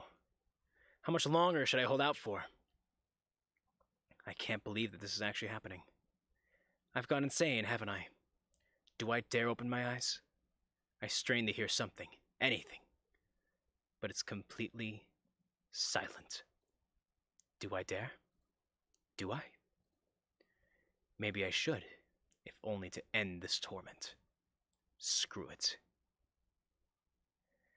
I cautiously open my eyes, the smallest bit, peeking out from behind a curtain of lashes. Nothing's there. Just an empty classroom. A wave of relief cascades through my body, and as quietly as I dare, I let out the breath I've been holding in. I lay there for a bit, breathing heavily. Slowly, I get up and walk over to Monica and desperately shake her. In my hysterical state, I can't help but think that she's probably dead. Monica? Monica, please wake up! Your face. Monica! My... what? You should have seen your face! She sits up, emerald eyes tearing up from mirth. What, did you think we were actually dead? I escaped the closet. It was Carlix the whole time. He got out. And from that day forward, Carlix was never in the closet again. He made it out. Her laughter fills the room as the other girls also sit up. I'm sorry for scaring you twice in one night, Sepchi. But as you said, it is Halloween. This whole thing was just a prank? The board, the footsteps, Of course! You were telling me about Kokkuri-San a week before Halloween, so I was able to rig the answers. It wasn't a ghost or anything like that, dummy. Sayori would have said that Kokkuri-San was right no matter what answer Monica made it give. And the footsteps? There are some little speakers that I hid outside the classroom. Sayori had the idea to pre-record some footsteps and send them to me so we can make it sound like there was something coming. I sigh as all the tension leaves my body. At least there was a rational explanation for all of this. As the other girls laugh, I can't help but join in. Yeah, they got me fair and square. Okay, guys, I'll admit it. Well played, you got me. I'm curious, though. How'd you get another person to agree to this? Huh? What do you mean? Come on, guys, the game's up. I know it was just a prank. No, seriously, what do you mean? Are you really gonna keep up the joke? You know, the guy who came inside while I was on the floor. He was all gurgly and raspy and kept making these noises. Like he was saying something. Well, it sounded dumb when try to mimic him, but it was like something like, "Po." Sefji, what the fuck are you talking about? We didn't ask anyone we didn't ask anyone else to help out. After all, we can't have the risk of someone report that we trespassed. Indeed, Monica's ruse was someone to break the Kokkuri-San ritual and use the speakers. Who are you talking about? As far as we're concerned, we're the only ones in the building. What? You guys are completely serious now. The girls all nod at me. The only things I did were deliberately moving the coin around while I was touching it and raking the speakers. Nothing else. That's right. Sayori, you swear that you're telling the truth. I am! Sayori would never lie to me like that, which means... Wait, so you guys didn't hear it? They all exchanged looks of bewilderment. You know I'm in a good family when I get home from work. I see my dad watching anime. You are in a good family. Can we trade? That sounds awesome. Also, hello 55 Ducks. Welcome and thank you for the follow. Welcome to the cause. They all exchanged looks of bewilderment. Am I actually losing my mind? Like Yuri said, I'm pretty sure it's just us in the building.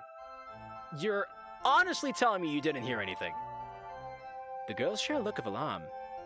Sefji, relax! There was nothing there. It's okay.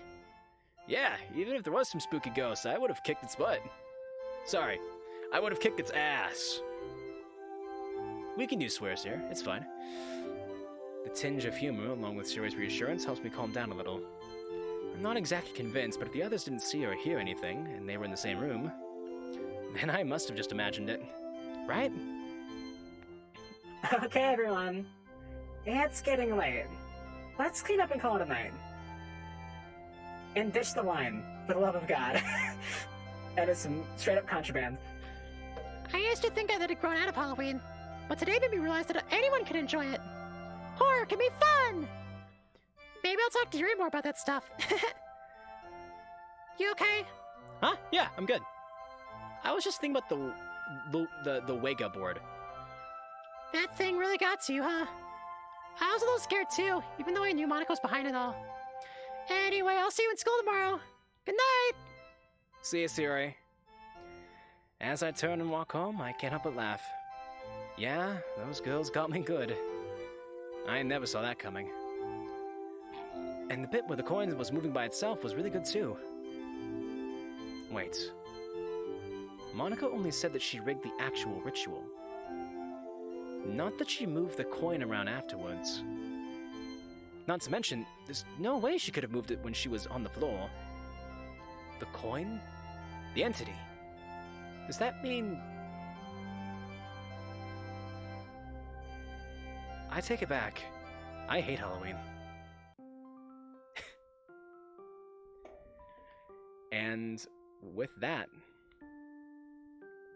that is where we are going to end for today.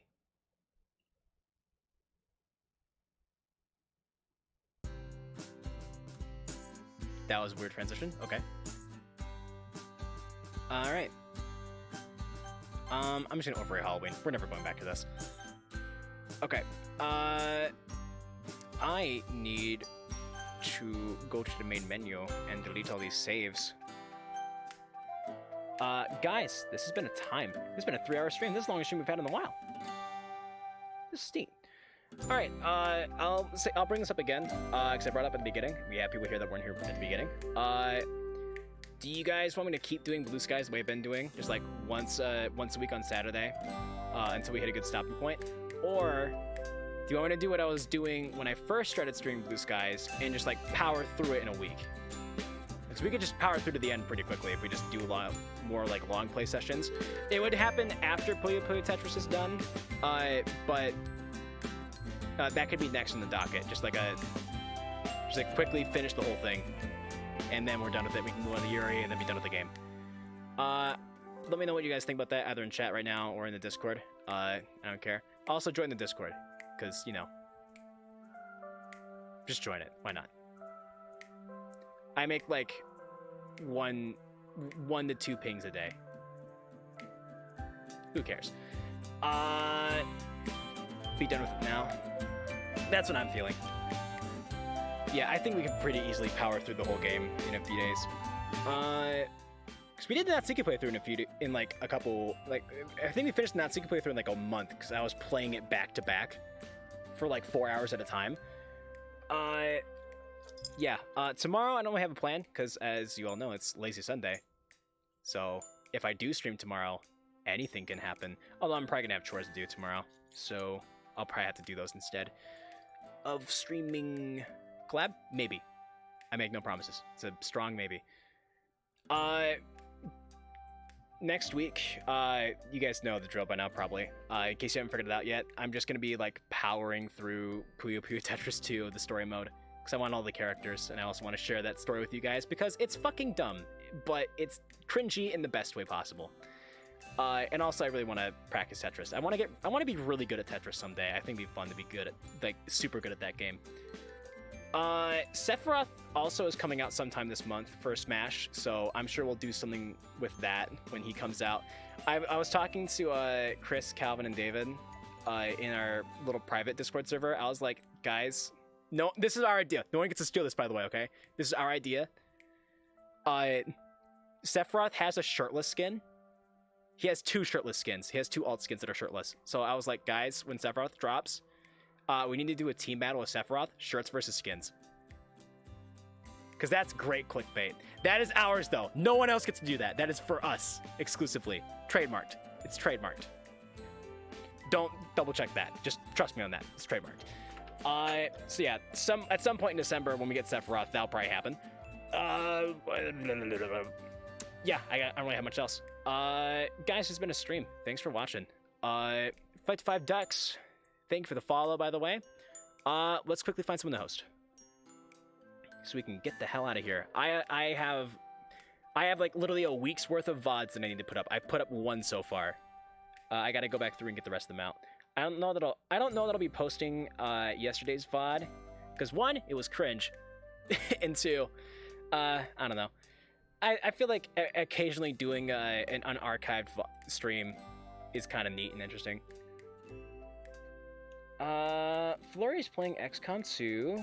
Fighter Pale's playing Cyberpunk. Tommy in it.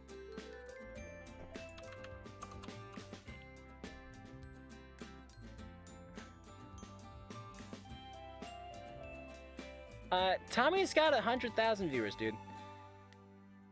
He's good. I have a rule when I try to host people. I try to host people that actually like need viewers. Like Tommy in it doesn't need an extra 2 viewers. He has over 100,000 viewers. I like helping people who don't have a lot of viewers. Let's see. Ooh, Andre the Viking is playing Bloodborne. I don't even remember following this dude, but apparently I hosted him at one point. We can impress him. We can impress him with our 2 viewers. Hell yeah. Nah, it's okay. I'm gonna maybe another time. I'm gonna host Andre the Viking, because I just have a strong boner for Bloodborne stuff. And plus, he has a cool little animation on his webcam. Like, look at this. That looks so cool. This is so cool.